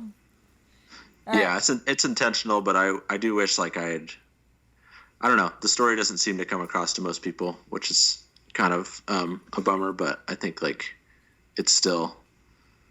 I don't know. I'm still proud of the cinematography, I guess. Oh, the cinematography was gorgeous. A lot of the, I think, that's the one that had all the light going through a lot of the clear bricks and things? Yeah, it was really pretty. Yeah, it's gorgeous lighting, gorgeous cinematography. So that made it worth watching right there all alone. So. Yeah, thank you. I appreciate it, yeah. Mm-hmm. All right, now time for another one of my favorites, A Horse's Tale. Yeah. That one's second. And second place, yeah. Which I think you've done 2 or 3 times as well. Sorry, what was that? Horse's Tail. It won second place in Brawl? No, it didn't. We didn't enter that one in the you didn't? Brawl. Yeah, we had started it for a Brawl, but okay. We didn't have enough time to finish, so we made like a short Don't Look Back. Is that what it's called? Yeah, we made just like a very short entry in the last 2 days because we were like, we're not going to be able to finish this, but we still want to enter Brawl. We still wanted to like keep our streak up. I think at that point we'd probably entered like 5 years in a row. So we were like, we gotta keep it going. Yeah, you guys are kind of the kings of Brawl. It's sort of like Andres and Alexander entering the Steinerei. Oh yeah. You guys kind of got your little corner on Brawl, and Yeah. you were the kings of the hill that people are going to try to knock off. Yeah. Thanks. But continuing about the horsetail, she loved that. Funny, beautiful, and of course, beautiful, perfect music. Yeah, thanks. The music was amazing. I mean, it's just that was so perfect. But Yeah. that was a lot of fun. Fun to watch and funny. I like it when it has like the funny in there too. So Quirky, funny, for sure. Great story. Yeah, thank you. I think that song was from MusoPen, which is a website that I like to use a lot, and I kind of like, it's a limited selection on there because it is all like classical music. But if you're making a movie that takes place in like older times, like piratey or medieval even, like I do think that music works really well, and I think that's one of the reasons I've enjoyed making movies that take place in the past like that, because that's like, it's all public domain, or there's a lot of public domain music on there, and it all sounds really nice, or a lot of it sounds really nice, and so I do think that's a resource that I want people to know about, like if you're making a period piece or something like that. Have you made any of your own music? Have we made any of our own music? Mm-hmm. A little bit, kind of, because I play guitar. Cool. So, like more kind of early 2010s, like Taste of Victory has like a original song at the credits. And so does Clandestine Cash. Clandestine Cash is like a little guitar thing at the end. But that's mostly it. We do have a friend who did the score for The Front, and I think he did a song at the end of one of his other songs he made. We would put at the end of Teleporter Trouble. Yeah, I think he had like sent us the song just like kind of randomly, and we were like, "Hey, can we use this for this video we're working on?" And he was like, "Oh yeah, that's kind of a dumb song, but yeah, go ahead." And we were like, "No, we think it works well for this." So yeah, we used it, and I like the needle drop at the end of that movie after the ship blows up and it shows the alien that blew him up. I like that it just starts playing this kind of goofy song, but yeah. Speaking of, I guess your DSLR, what's that lens you're using? So we have like an old Nikon lens that we use on it, but we also just use I'll go through each of the lenses we use, I guess. When I bought the DSLR, it's the Canon Rebel T5i. It came with like an 18 to 55 millimeter kit lens, and then it also came with a 75 to 300 millimeter kit lens, and they're both like probably not that good lenses really, but I think they work for stop motion. And then the lens that I like to use, the lens that is better for getting close-ups of minifigs, I should say, is the 55 millimeter, I think, Nikon, or it's like a Nikkor old Russian lens, I think that's right. But I got that one I had that one recommended to me from Sloth Paladin, Chris Boyer, on Bricks in Motion. He has like a good article on there about like what lenses you should use. You got another one, right? Yeah, and more recently I've just been using those kind of lenses, those old, because they don't cost very much money. I've been using those for live action also, actually. And those are like film lenses, right? From like back before DSLRs, is that correct? Yeah, well they're for film cameras. Yeah. And those are really, they seem like really good lenses for the price. And then, but yeah, the good thing about the 55 one is it lets you, it has a really short minimal focal distance, so it lets you get a lot closer to the minifigs than my usual like kit lenses would let me get. and also, but it's kind of weird the way it works with Dragon Frame. It'll have like it displays weird in the preview window. It displays like too dark half the time, and yeah, it's weird. Oh, that's interesting. And do you have to have any special kits or adapters to get those to work on your DSLR, your Rebel, Canon Rebel? Yeah, I actually had one. Yeah, I had one that I used for a while, and it worked on my 55 millimeter lens. It was just an adapter from like the old Nikon mount to the newer Canon mount. But then I tried using the same adapter on this new lens that I had bought, this new, or another old Nikkor lens I had bought more recently, and it was like it got stuck on there, and I had to like saw it off, and it was like kind of a stressful experience because I was like, I don't want to damage this lens, like it cost me money, but I got it off without like the adapter was only like $10, so I didn't care about destroying the adapter, but I didn't want to hurt the lens, and I got it off without really hurting the lens at all, so that was good. And then I bought a new one that I think is I think I had technically been using the wrong kind of adapter that whole time because it never would really lock into place. But so the new one I bought seems like it locks into place. It's still kind of cumbersome to use, but it's definitely, it doesn't seem like it's going to get stuck on there, so that's good. That's great. I noticed one of your shots when you were using that kit lens, your long kit lens. It's and I think I have the same one. The minimal focus distance is like 3 or 4 feet. Yeah, it's ridiculous. You're thinking, oh, I got this zoom lens. I can get super close, but you really can't in the end because you have to be like 3 feet away for it to focus on anything. So it kind of sucks. And then what are the adapters you put on the fronts of the lenses called the macro lenses? I have a few of those, and I just find that they distort the image a little. I just didn't like what it did to. It just didn't look as good than just the lens by itself, so I stopped using my macro lenses. Oh yeah, I kind of want to experiment with those, but mine will probably because I know Brotherhood Workshop uses them, and it seems like he gets okay results with them. But yeah. I want to go back to A Horse's Tale just for a second. What was the name of the site that you use for your music? Because it's always good to have good music resource sites. Yeah, it's Musopen. It's MUS open, basically. Okay, thank you. Cool, because I'd definitely like to add that to my collection. Yeah, and they recently have somewhat recently, they've made their searching a lot easier, so you can put all the filters on, and you can filter it by like, I only want to look for public domain songs, and I want to search by instrument. So if you want to have like a lute in your just a song that has a lute in it, then you can find a song like that. And cool. Like their collection isn't huge. Like you probably only find like 3 songs that just have a lute in them. But if you want to go by instrument, you can find like a lot of violin songs or a lot of cello songs. So yeah. Well, that's nice. It's always good to have different, resources. We use mainly Kevin MacLeod just because of the, we're lazy. Royalty-free license. I like to have that on there. But still, it's nice to have other places to look because sometimes you just need something different.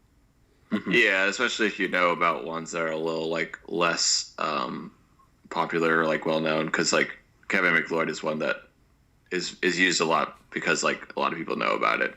So if you have like more of a more under the radar one, but that's still like royalty free, that can be really helpful. For sure. Yeah, for sure. I try to advertise those when we use. I think in the one of the moon ones, the space ones that you did. I always like to give credit to somebody that most people don't know of, and if it's right, free, exactly. So Cool. I can't believe we haven't said anything about Undone in the Dungeon. I believe that's your first stack victory. Yeah, that's true. Notice I said first because I think there'll be many more to come. We'll see. We'll see. That's a hard one to win. Contest. That is a very difficult one to win. I mean, my worst entry I ever made was the only one to crack the top 10 because the competition has gotten so unbelievable, ridiculous over the last so many years. But that one was a beautiful brick film. Thank you. Thank you. And that's another voiceover driven one that was fun to I don't know. I think voiceover is a good like cheat if you're gonna make something in one day, because it's like voice acting doesn't take too long, and you can kind of tell a fair amount of story with just the voice acting. So it helps. Yeah. So that was a different voice actor. Was that Bo? Yeah, Bo Campbell. Yeah. Yeah, that was somebody we met at some of the film festivals we've been to, and he did a really good job on that one. Yeah, he definitely did. Well, hopefully it's not like a spoiler here, but I like the way you did the narration. You're thinking it's talking about that dude, but he's just, you know, he's just reading something. Basically, is the way I took it. It's like he. So is this a spoiler? So everybody, you know, no, you're good. Yeah. I'm saying a spoiler. So I've taken it. The skeleton gets to the end, and he's just too weak to open the door, but he writes a letter. Yeah, basically, Yeah. He had gotten injured or something, so he died of bleeding or something. Yeah. But he almost made it to the end. He Almost. didn't have enough strength to get out the door. Yeah. Yeah, I think that was kind of inspired by there's a brick film called Assassin, I think. Yeah. That Sean Wharton made. Okay, I forget Australian what guy. his name is. Sorry. He's an Australian guy, right? Yeah. Yeah. Guy, I think he's he worked made that with a while Forlorn ago, a and few that was. times. Sorry, what'd you say? He worked with Thomas Evans a few times, I believe. I think they won THAC once together. Oh yeah, the Never Meant to Be. Mm-hmm. Yeah, he made a video a while ago, one of his early videos that I thought was like basically the same kind of twist. So that was definitely an inspiration for that. But I've always kind of wanted to do that, where it's like you're telling one story with the narration, but you're telling a completely different story with the visuals. But then you think they're the same thing, but then at the end it's kind of a twist, and you realize it was talking about something else. Mm-hmm. Definitely like that twist. Really cool. You guys were involved in one of the quarantine days, the community project coordinated by Zach Macias. Yeah. And you did, I guess, a couple of stormtrooper shots, and I think I know the ones they were, because I'm not absolutely positive. But was it the one with the stormtrooper talking to someone, kind of has his arm set to the side, kind of just relaxing in a way? Had some pretty. Was that one yours? Yeah, there's okay. 3 shots or 3 little clips. Okay, I might have only noticed 2. And then one where a stormtrooper's talking to a kid. Yeah. Yeah, and then there's one where the rebel soldier gets shot in the head and falls down in slow motion, and there's like blood coming out of the head. Yeah. Okay, I missed looking for that one. I apologize, but you had some facial animation on that, and I don't think you do that very much. Did you do that yourself, or did you have some assistance with that? That was a friend from college, Blake Bonecutter. He did all that, and he'd been messaging me wanting to do facial animation, because he thought he had like a really good method for it to make it look really like realistic.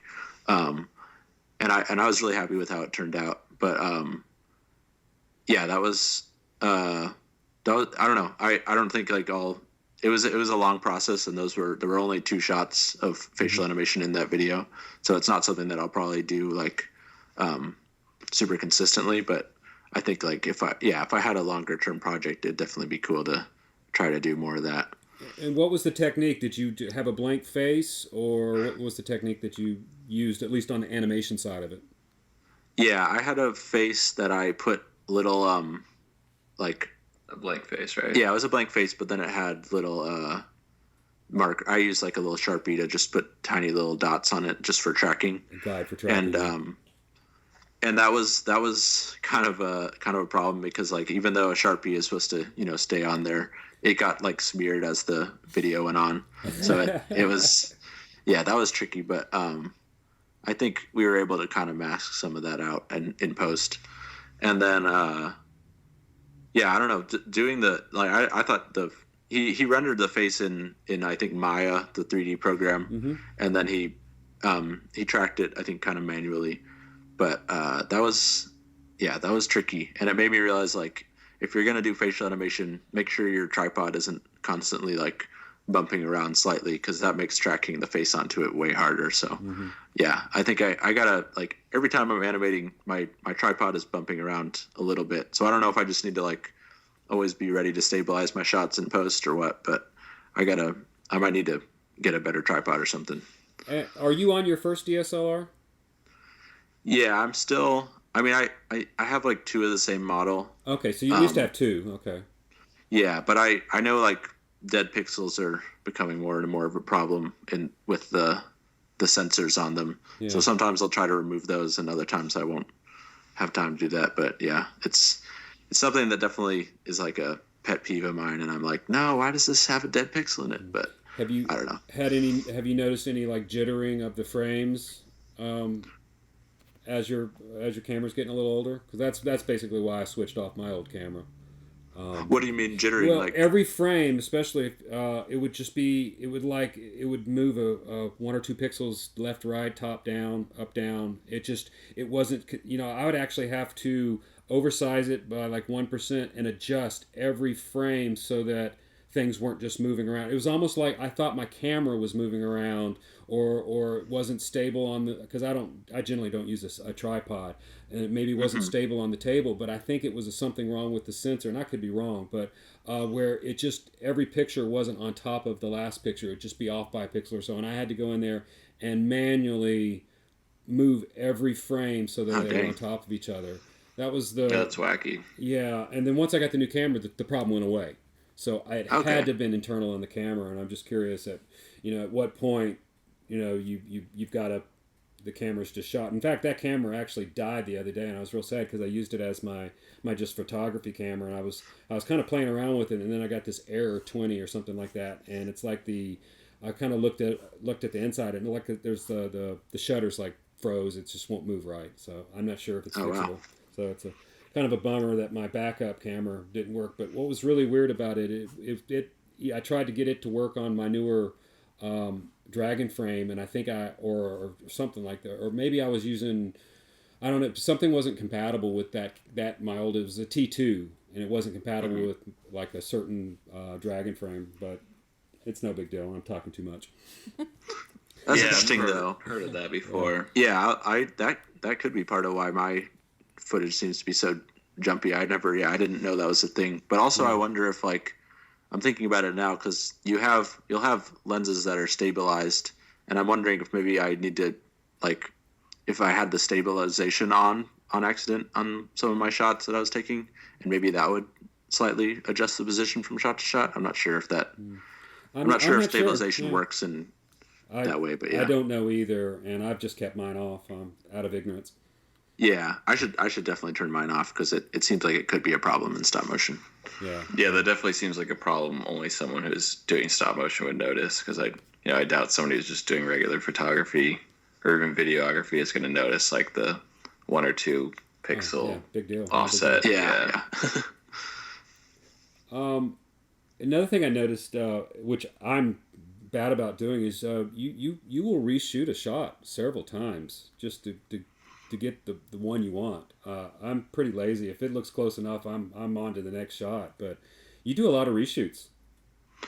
Yeah, I think we've done less, like, more recently. Like, I do think there was maybe one shot we reshot in Night Guard, but I think, like, I don't know, back in the day when I was making like Taste of Victory, I think that probably has like the most reshoots of any of our videos, and I think like it was partially because we like I didn't really know animation principles that much. I was just kind of like, I had been doing it since, I have been doing it since I'm like 13, so like I think I was just kind of figuring it out as I went. So I think like I've been able to do a little bit less reshoots because I know a little bit more about animation now, but I do like, sometimes there'll be something that's really tricky to animate, and then you'll animate it once and you're like, okay, that isn't exactly what I want. But yeah, I think definitely like Taste of Victory was the high point for reshooting. But even a lot we did a lot of tests for that one as well, like the explosions and stuff, because we wanted to figure out how to make those look good, or the rain like we were talking about earlier. But a lot of your throwaway footage is still really nice looking footage, so it's kind of funny that you've got all this great footage that you haven't used just because the second take was so much better. And occasionally that happened with me. I'd mess up with continuity or something like that, and I'd have to shoot a shot again, like when I was working for Oyo, and it was the second shot I dreaded having to do it again, but it usually came out better. Yeah, and sometimes I'll animate something now, and I'll be like I think I did like a test version of the tree growing in our Easter entry, and I was like, I wanted it to look nice, so I was like, I'll test it first. But then I was like doing it, I was like, this already looks really good. Like, why am I not just shooting the shot right now? So I had framed it in a way that I wouldn't have been able to like use it in that final video. So I was like, I got to restart. But I was like, that made me just realize that like, even if you're doing a test, it's probably worth it a lot of the times to set it up. Like if you have the script and you have your set built, then you might as well just set up the cinematography the way you want it to be set up, and then like just do a take. Don't be like, this is just gonna be a test, I'm not gonna use this, because you might end up animating something really good, and then you're gonna try to reanimate it. And when you try to reanimate something, usually I find now that like if I'm trying to match it the exact same way that I animated it the first time, it's like it's not quite as good. So yeah. Who does all the detailed credits? Because you guys, at least maybe not as much on the last couple of videos, but all the way down to your sound effects. You know, you've got go the extra mile. It's you really go to the extra mile. Who's putting all that legwork in there? That's Greg. Yeah, I think on Free Sound they say like you're supposed to credit each individual person. And so I was like, okay, well, we got to do it then. You know, like that's the legal way or whatever. But I haven't. I've seen a couple other people do that, but not too many people. But yeah, it does take a lot of time, and that's kind of why we stopped doing it recently. Is because a lot of our movies are for contests, and it's just like it's like an extra hour at the end that you have to dedicate to doing that. And when we're usually down, you know, to the clock or whatever, so we're trying to make as many editing changes at the very end. So we've just done all like public domain sounds instead of doing any attribution sounds. Yeah. And that kind of limits our sound selection a little bit. And every now and then we'll be like, maybe we need to, like, there'll be a sound that's super hard to find. Like, I know we just had one that, in By the Sad Sea Waves, we just had one attribution sound that we wanted to use because we had used it in Lookout, and it was just like the wind in the sails sound. We were like, we really like that sound, and we want it to be in this video. But that was an attribution sound, so we technically had to credit them. So we added a sound effect credit for one sound effect, but then the rest of it was all just public domain stuff, so we didn't actually have to credit them. Yeah, because ain't nobody got time for that. I haven't been doing that. I did it a little bit better on the last Galactic Smugglers, but I've been terrible about it, especially from freesounds.org. But last one, I actually went through my edit and I cut and paste whatever the names into a Word document. So I at least tried a little harder this last time, but it's difficult, Brickfilm, and especially if you're a one-person or even a two-person operation, just to dot all those I's and cross all those T's. Yeah. Yeah, I think that is the nice thing about having, so like with being Gary, is Gary can be doing, you know, animation or editing or something, and then I could be doing something that's a little bit more just grunt work, kind of stuff that takes a long time, but isn't as important. So, but you still want it to be done in the background. So, yeah. Well, kudos for the extent you do it, though. Yeah, definitely. Sure. Yeah, thanks. Sorry, Greg. I'm not doing that for you, Dave. You can do it all. Yeah. Oh, so do you guys listen to any music, podcasts, TVs, or anything else while you animate? Or do other work. Or talk to each other?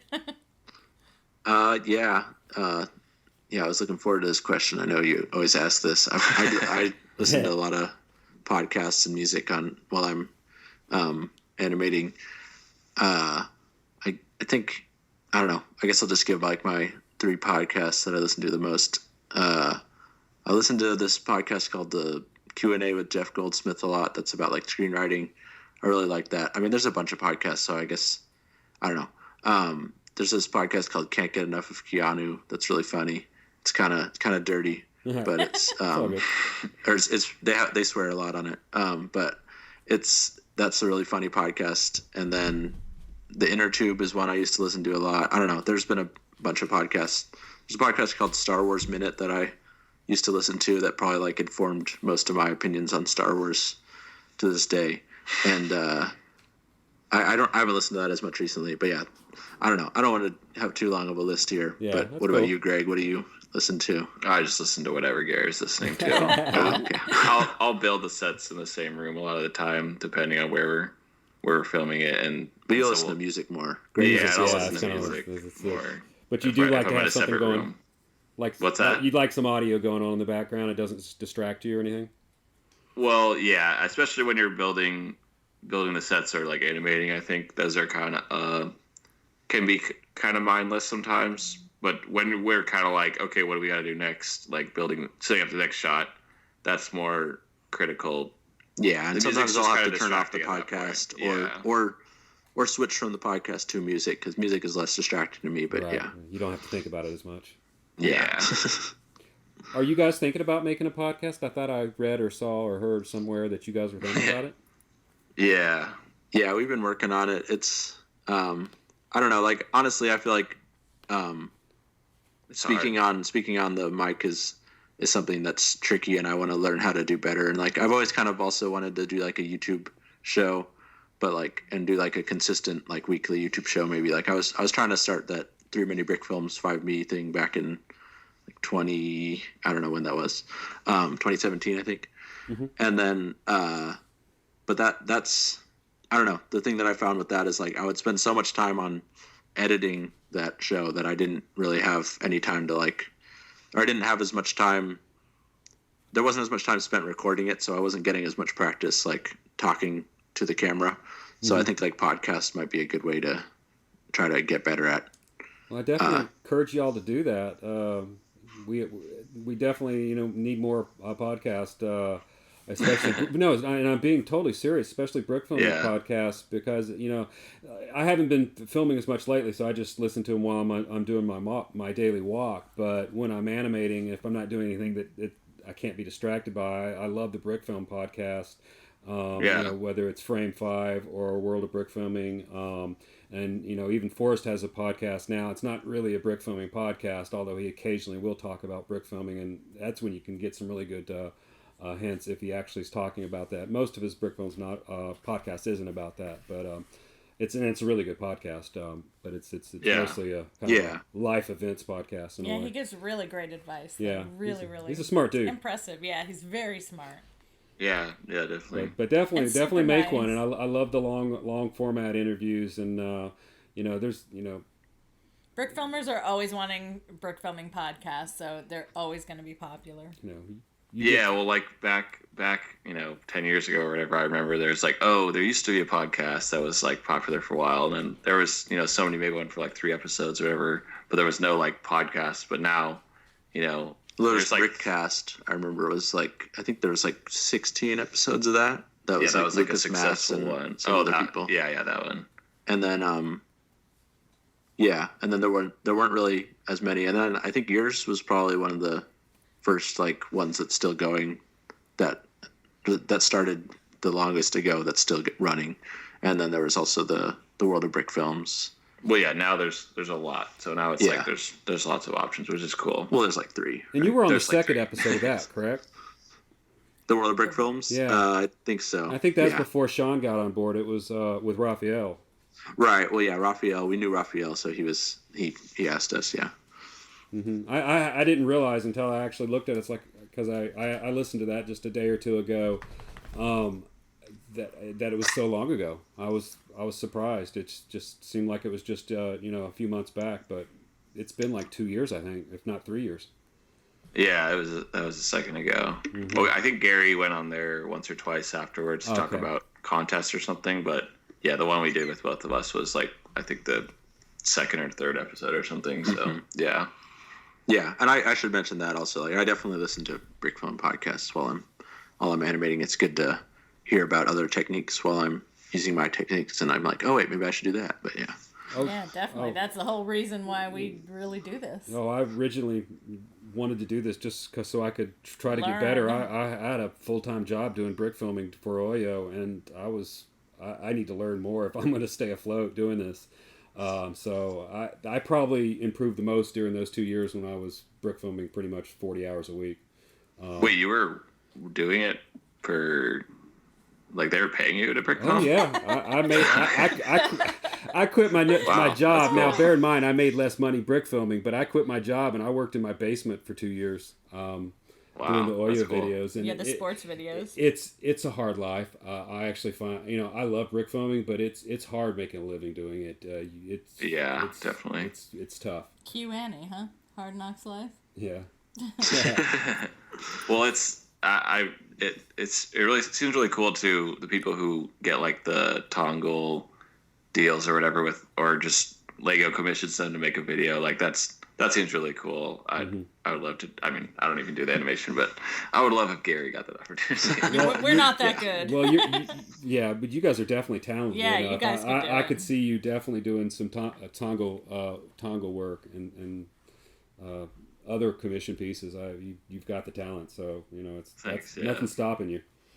Yeah, it's really cool that the Lego company does that so much too. Because like back when we started, it was like they had the kind of spite your face, like the the Spider-Man one and the Han Solo affair one.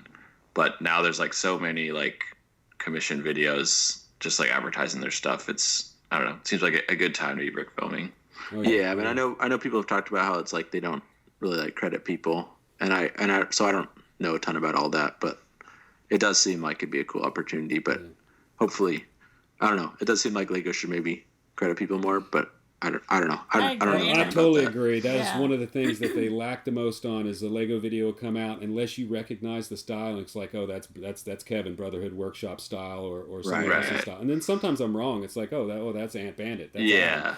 Adam. Yeah. But it's like they're really bad about doing credit. I think they did some sort of collaborative with Brick-a-brack. And all those videos got pretty well credited, so I was really impressed with whatever was done there to get the brick filmers credited on that project. But generally on the Lego projects, they are not good about giving credit. So we always try to at least find out who did it. Excuse me. Yeah. And share. Yeah. So at least, within the brick filming community, we'll know who did it. And we were really lucky when we did our Oyo videos. It was in our contract to have our name in there. Yeah. So, and at least for the first half of them, we actually had our logo in there until they got a different, I guess, marketing director was like, why are these people's names in there so big at the end? So we got reduced to mice type, but we still had we're mice type. still there. Yeah. Cool. Yeah, Cool. I know I've seen like a few tweets by the Lego company with animation in them, and then James Moore is commenting below like, who animated this? Like, and so yeah, I like that. I don't know, sticking up for the animators. Yeah. Definitely. Like you said though, there's definitely like Brotherhood Workshop. It's like, oh, I know his style. Like Yeah. I can Yeah, tell this is him. definitely. Yeah. But it's like, that's one of the things we're all about at the Brick Filmers Guild is we want attribution for the artist for sure. Right. Yeah. It's all about the artist, right? All right, Yeah. we have to talk about that. Okay, all right. We'll talk about pretty much. Although I think you released On the Tree last, but that was really just, I guess, a re-edit of your Easter film. Is what Yeah, I'm guessing. yeah. What changes did you make? Very minor stuff. Okay. It was really just like if I was gonna enter it into a film festival, like I was animating that video like until like 2 hours within like 2 hours of the deadline, and then we had to do like all the sound and Oh my goodness. color correction stuff real quick. I mean, I had masked the shot previously, but there was just a lot of stuff I had to do in a very short amount of time, and I wasn't super happy with all the sound design and things. So, like, I don't know. I almost feel like it was unnecessary to re-edit it, but I had done some work on it, and I wanted to finish it, I guess. But yeah. A little more polish to it. And also just give it a different title, right? Yeah, because we forgot to put a title on it, and I was just like, oh, I guess we'll just say Untitled then. But I don't know. Just if I was going to submit it to film festivals, I wanted to make something I was a little bit more happy with, and we might still do that with Night Guard. Actually, there's a few things in that we Yeah, wanted we're to, a little rushed on the editing. So. Yeah, that was our most ambitious Brawl entry in a long time. Just the script was longer and it had a lot more voice acting, and so we want to try to fix a little bit of things up in that, but it's mostly going to be the same film. Yeah, that was also my other favorite that we have to talk about because, incredibly well done. Love the story. It was really cool. I love things that are different. and this had a lot of cool, different effect to it that I really liked. Yeah, thanks. The monitor, and I don't know which scene, the monitor in the background where the guy's at his little desk, but you can see, like, I guess it's really in front of him, maybe, wasn't Well, it? yeah, I think he had his hand or a radio in front of a television monitor. That you could see. Was I mean, that it was a like you special were effect watching that a you real, did? a Did real you thing. have It like a was cool. green screen there, or did you key in and have to mask around the walkie-talkie? That was actually my friend from college again, Blake. He did the compositing, and we were kind of rushed on it, so that's something that I might kind of polish up a little bit more. But yeah, he was able to help us out at the last minute on that, and he just we shot the stuff on the monitor, and then I gave him Rio both. Force didn't do it. Oh yeah, Rio Force actually shot that shot. Oh, so cool. Rio Force sent that shot up to me, and then I shot the shot that was from the on the monitor. And then he put those two shots together and put them on the computer screen. Nice. If that makes sense, Great yeah. job with that. Yeah, and you got Well, second place for that, correct? I think it's second. Yeah. Yeah. So congratulations. Thank you. Yeah. Why didn't it get first place? The other, not to take anything away from the other video was film. cool. The other film was I liked very the other video original. a lot. But I really loved the Night Guard. It was Night Guard, but we put the in front of things. It drives our daughter. Hey, crazy. gotta go to the Kroger. It's confusing sometimes. Yeah. Well, bringing it back to the QuickCam Pro 4000, actually, the security cam shots, Gary shot those on the QuickCam Pro 4000 Oh, nice. because we knew they were going to be low res or whatever, Oh, yeah. and supposed to look kind of digital anyway.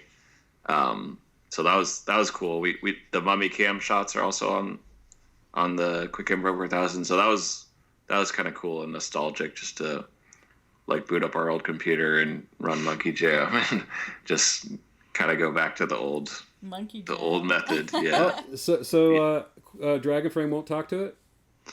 I didn't try that out. I didn't even think of that. I was just like, I already have a setup with my old camera or my old laptop and this camera, so I was just like, I'll just throw that or turn that on again and then use that. But Rio Force pointed out that like Dragonframe could probably work with the webcam afterwards, and I was like, oh yeah, that'd be a good idea. But yeah. Well, and like honestly, our laptop that that Gary like does the frame capture on is like a cheap like Toshiba computer, and it's kind of slow anyway. So I like the old Windows XP computer we had the QuickCam Pro 4000 on might have been like running a little faster.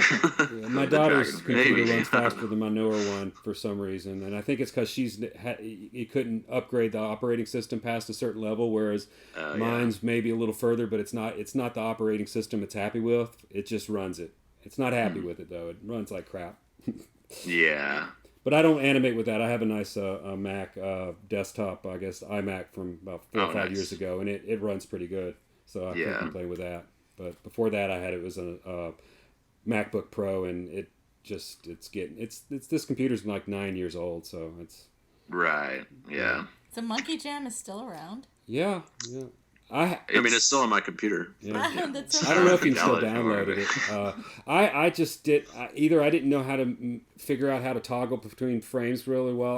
I got to a point where I was sticking tape on the screen as reference to where the last movement was. I was doing like I guess analog onion skinning. I guess in a way it was. That's funny. I was so happy to move to Dragonframe. I love Dragonframe. Oh yeah, Dragonframe is much better. And I noticed like it was weird. It felt like I was like back in time when I was animating on like a Windows XP computer with Monkey Jam and a Logitech QuickCam. It felt like I was like getting into like weird old habits that I had done when I was animating back when I was using that computer. Like I feel like I used to, because it's lower res, like I used to like cheat things more when I was animating and like just make things move a little faster. I don't know why, but yeah, like I think because there's like so much more resolution in a Dragonframe when you're animating with the DSLR that you have to be more precise. But yeah. Mm-hmm. My biggest problem is like little specks of hair. Yeah. Or you can see all the dirt on your Legos and stuff. Yeah, I think Dylan Woodley said it either in a Bricks in Motion forum or on Twitter or something like that. It was like animating in a kitty litter box. It was Yeah. It's tough. You gotta be really good with your compressed air or your brushes trying to get the dust off. It's I do a shot for Oyo, and I wouldn't see it on the one frame reference just because it's not the same resolution unless you actually look at it on the preview, and I wouldn't see that speck of hair until I was completely done, and it was just like so frustrating. But that's one of the fixes in the Easter entry is there's a hair that's removed in there. Oh. Yeah. Very I'm gonna have to go back and look for that. Yeah. Cool. It just looked kind of gross, and we were like, I don't want that in there. Like, yeah. Well, I didn't care, but Gary wanted to. Yeah. It's the artistry. Right. Yeah.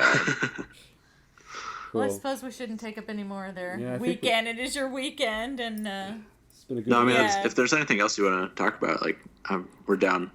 One thing real quick, I noticed you've got some lighting gels, and you did some neat techniques where I think you had a warm side and a cool side. What gels were you using for that?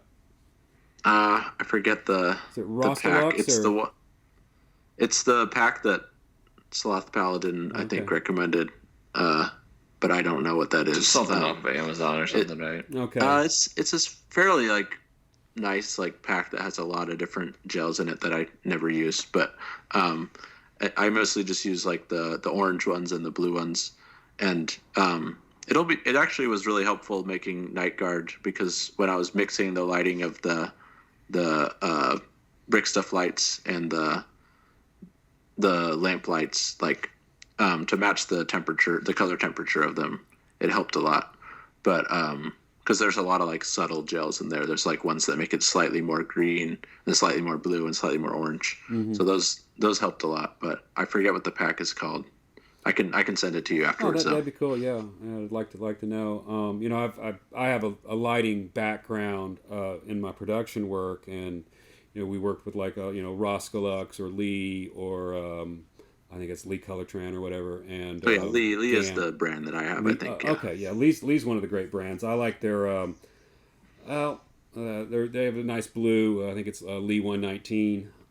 It's a nice blue, real dark blue, but it's a little bit greenish. And then Roscoe's got, I think they're 80, Roscoe 80. That's a nice color blue. It's a little bit more reddish.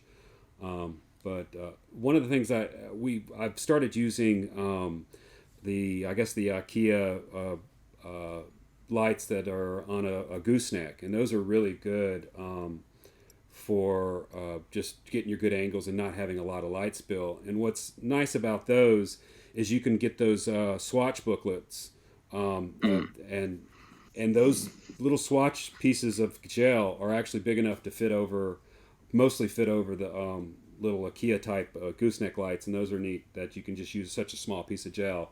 Although you don't have much frost, I guess you'd probably have to figure out how to diffuse it a little bit.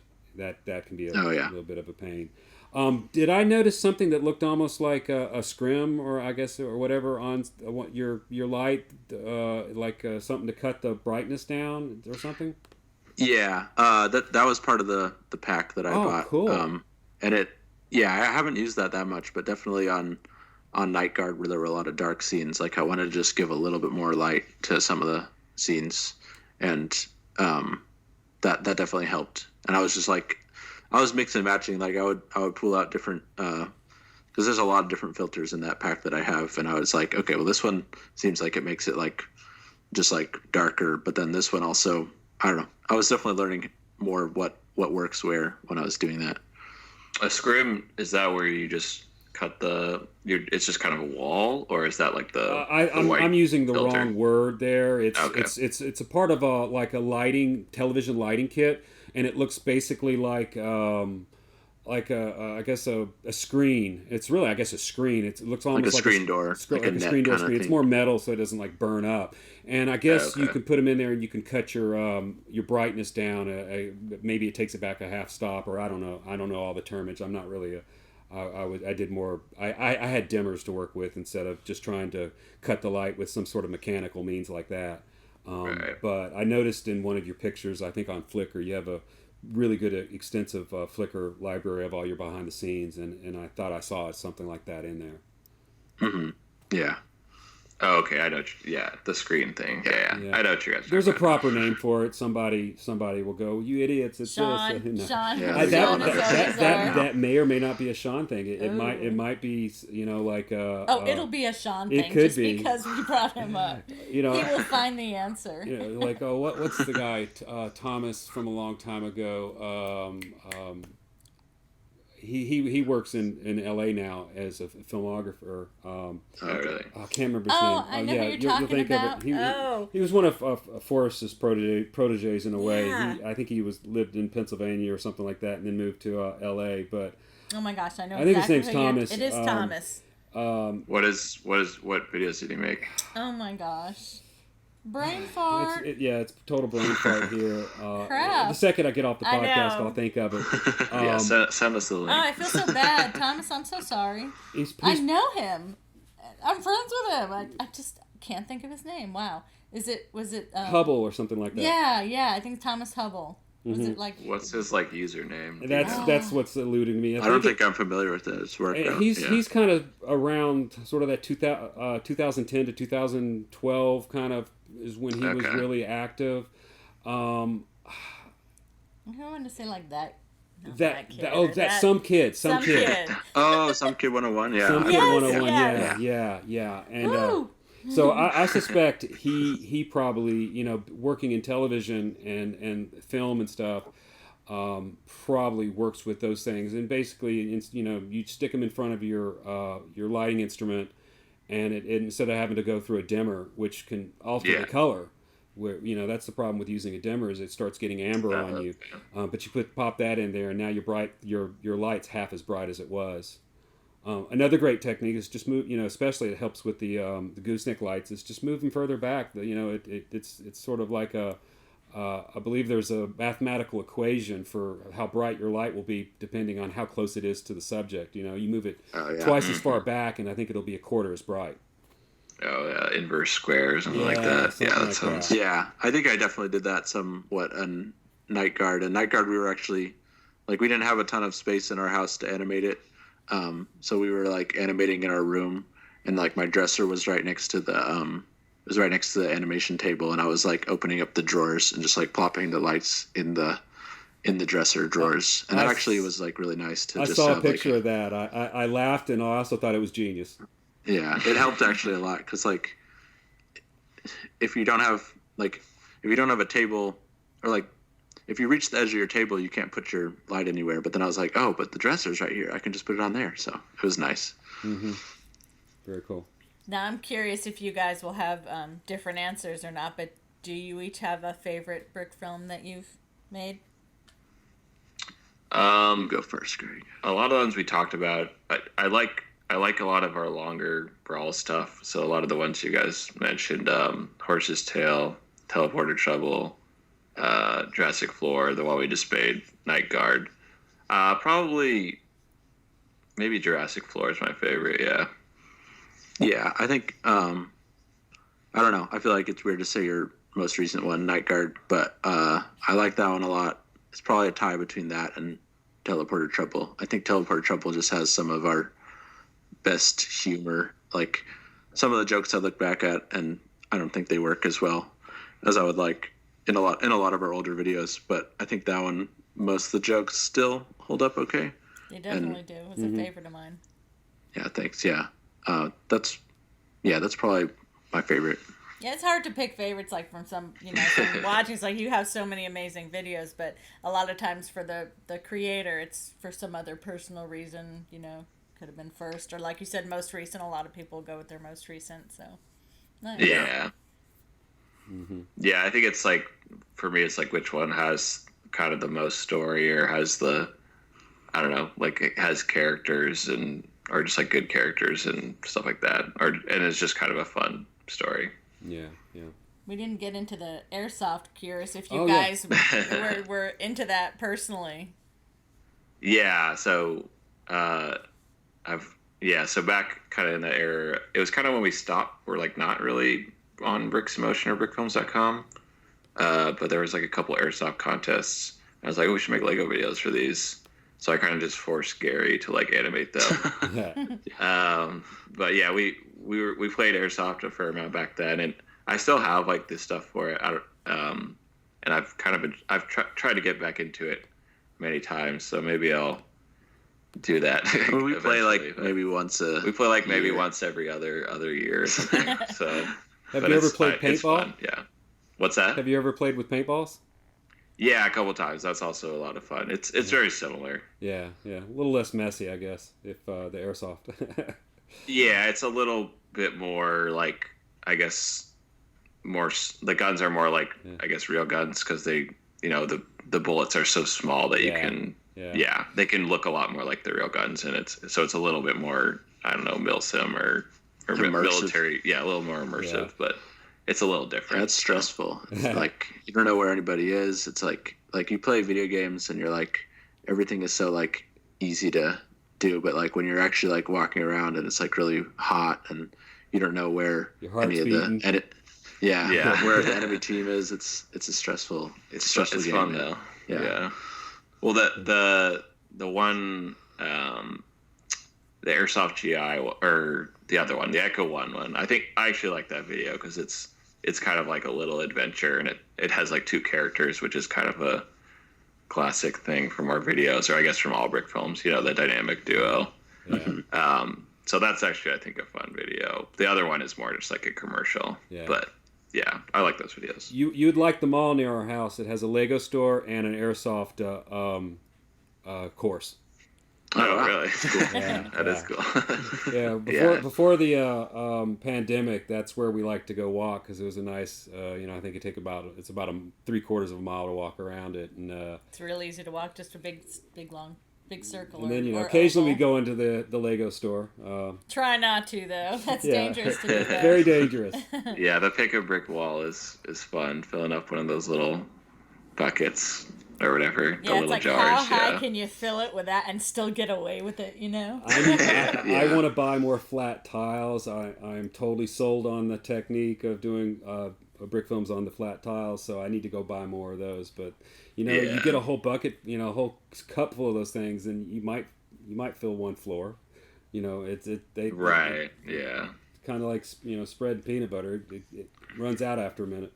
I know, it's like you get this big bucket of Legos and you're like, oh, this is so much, and then you like start building a set and it's like, it goes real quick. Yeah. And Legos are expensive, so that's probably still the best deal, especially if you really get them packed into those cups. Although the cups are designed not to pack well because they have it's diabolical. We had to get some for Oyo. Remember, we spent like hours in there just blocking, putting them together so we could get as many in there as possible. It took us forever, but we ended up getting quite a lot. Yeah, I think we came out with like 10 or 12 of those, Oh, really? $300 worth of pick-a-brick. But it was mostly just, gray 2x8, 2x6 type stuff. Because if you put the bricks together, you get more in there, just so. Yeah, I think if you're buying brick, like, regular standard height bricks, like that's kind of where I would see that would be tough to fit those in. Pick a brick box. If you're going like tiles or plates, it seems a little easier to jam them in there. But I'll try to like build a like wall that has like kind of a circular shape to it, and then like slot that in, and then build a little slightly bigger circle wall, and then slot that in, and then build a slightly bigger circle wall. But yeah, and then just fill in the sides with little stud pieces or something. But the last time we were there, one of the ladies working there was like, oh, what pieces are you guys looking for? And she brought out like a cardboard box full of whatever we were looking for because there wasn't enough like on the wall or something. So they did that for us once before. Yeah, I believe. Really some of the guys are nice. They say they have things in the back, or they have to take things apart for their displays, and then they have these extra pieces. So he's like, if ever you need extra pieces, or different pieces, ask, and we might have it in the back. So that's pretty cool. It's good to get friendly with these people. A lot of those folks are members of the lugs around town. So not only do they work there, but they're fans of Lego. Right.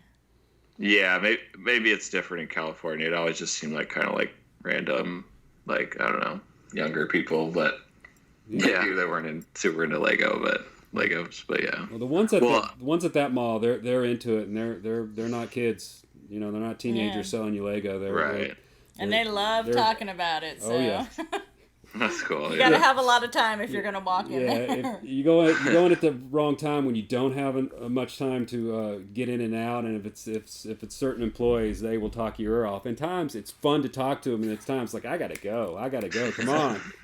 I gotta buy all these pictures. Yeah, last time we did it, I was like, I just found a Lego store in the mall because we were gonna go see a movie, and I got to the mall earlier, and I was like, wait, there's a Lego store here, and I like walked in. And I was like, oh my gosh, I got to get a pick-a-brick wall because they had all these sand green pieces. And I was like, I gotta get like a bunch of Legos in here. But then we had to see the movie, so I was rushing. But yeah, it's fun. Can't rush. I think that's why the lady brought you the boxes. She's like, I got to get this guy out of here. He looks like a crazy person. All right, I'm going to do this for you because I can't believe you didn't jump down this rabbit hole when the Star Wars podcast was brought up because Dave he's like Scooby-Doo, you know, about to get a snack when he hears Star Wars. Yeah. So are you both into Star Wars? Yeah, definitely. Definitely. I think Star Wars and Lord of the Rings were like two of my Spider-Man, the original Spider-Man things trilogy growing up. Yeah, the movies and then all the toys and the Legos and the video games and stuff. So, do you have a favorite trilogy? The original. I'm kind of like a grumpy old man about some of the newer stuff. But I grew up with the prequels, so I'm kind of like a fanboy for those ones also. Even though like I understand objectively why people don't like them. But, yeah. I think I don't know. I think like I really like the originals when I was growing up, and I really like the prequels also. And then like I watched a bunch of videos online, and they all like said like why the prequels are bad, and I was like, yeah, the prequels are bad. But now it's more like, and I like a lot of things about the sequels, but overall I think it kind of fell apart with the last one. I agree. But I think like that show Star Wars Minute though, it definitely like listening to that and like thinking about the originals, maybe like some things about like the sequels. Like I was like, oh, I feel like they're approaching the Force the way that the people on that podcast would talk about the Force, and it was interesting. I don't know. Well, I'm actually hoping they extend the story to where it's after, you know, at least in some of the Star Wars stories where it's after Rey, and it actually talks about or you know, where she's 20 years older. I'm hoping that they extend it and don't end, you know, like with 9, and they make 10 something to do with his lightsabers. And I hope they actually plan out the whole thing before they start, because obviously this was a hodgepodge thing. I think it would have been better if one director did all 3, and believe it or not, I'm surprised I'm saying it now, I think it would have been much better if Ryan would have done all 3. Ryan Johnson, I can see that. Ryan Johnson. I've been a huge J.J. Abrams fan, but I've kind of let him down. He's let me down with those. And maybe it was too much people higher up trying to twist his ear. Yeah.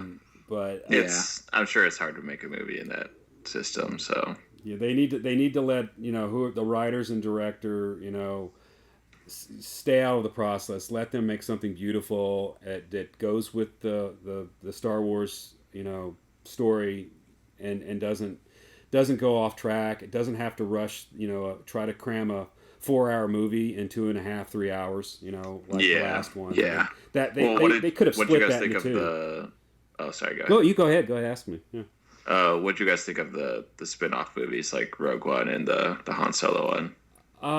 I loved Han Solo. Loved everything about it from beginning to end. I loved it. I need to watch Rogue One again. I enjoyed it, but it was kind of like, and then I loved Han Solo the first time through, but I didn't like it as much the second time through, which was the opposite of what I had with Episode 8, Rian Johnson's. Oh, yeah. I didn't like it the first time through, but when I watched it again, it's like, this is actually really good. Yeah. It had the most heart of all of them. But yeah, the spinoffs are real good, and they do need to keep going down those routes.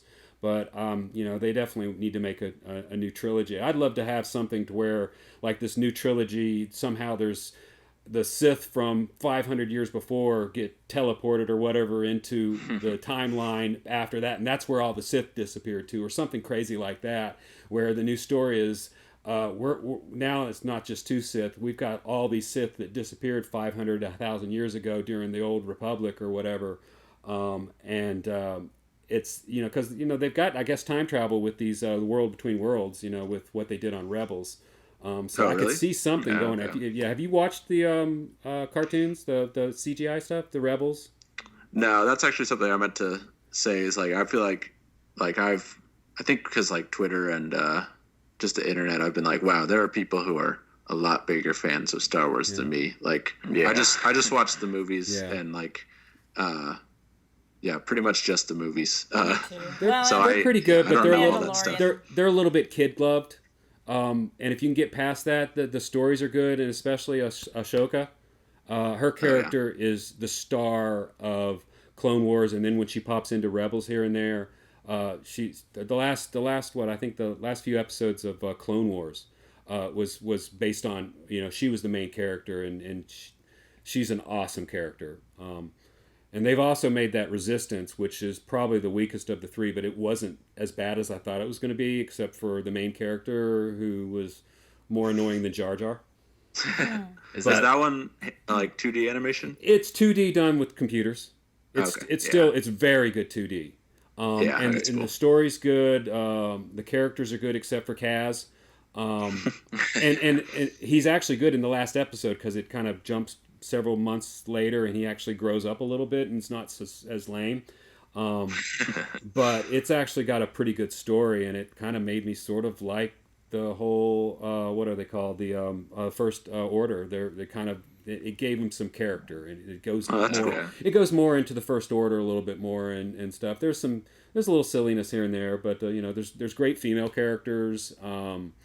Like there's a lot of pirates and stuff, and one of the female characters is a pirate. She's a great character. I can't remember her name, but she's a great character.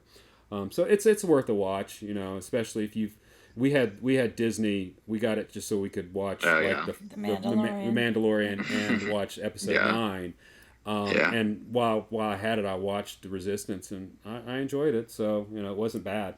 What was the one movie I didn't like that I still haven't even watched all the way through? Rogue One. And you missed the best part with Darth Vader. I got like 30 minutes into it, and I'm like, yeah, I'm done. I will watch the whole thing eventually, but yeah, I don't know, couldn't get into it.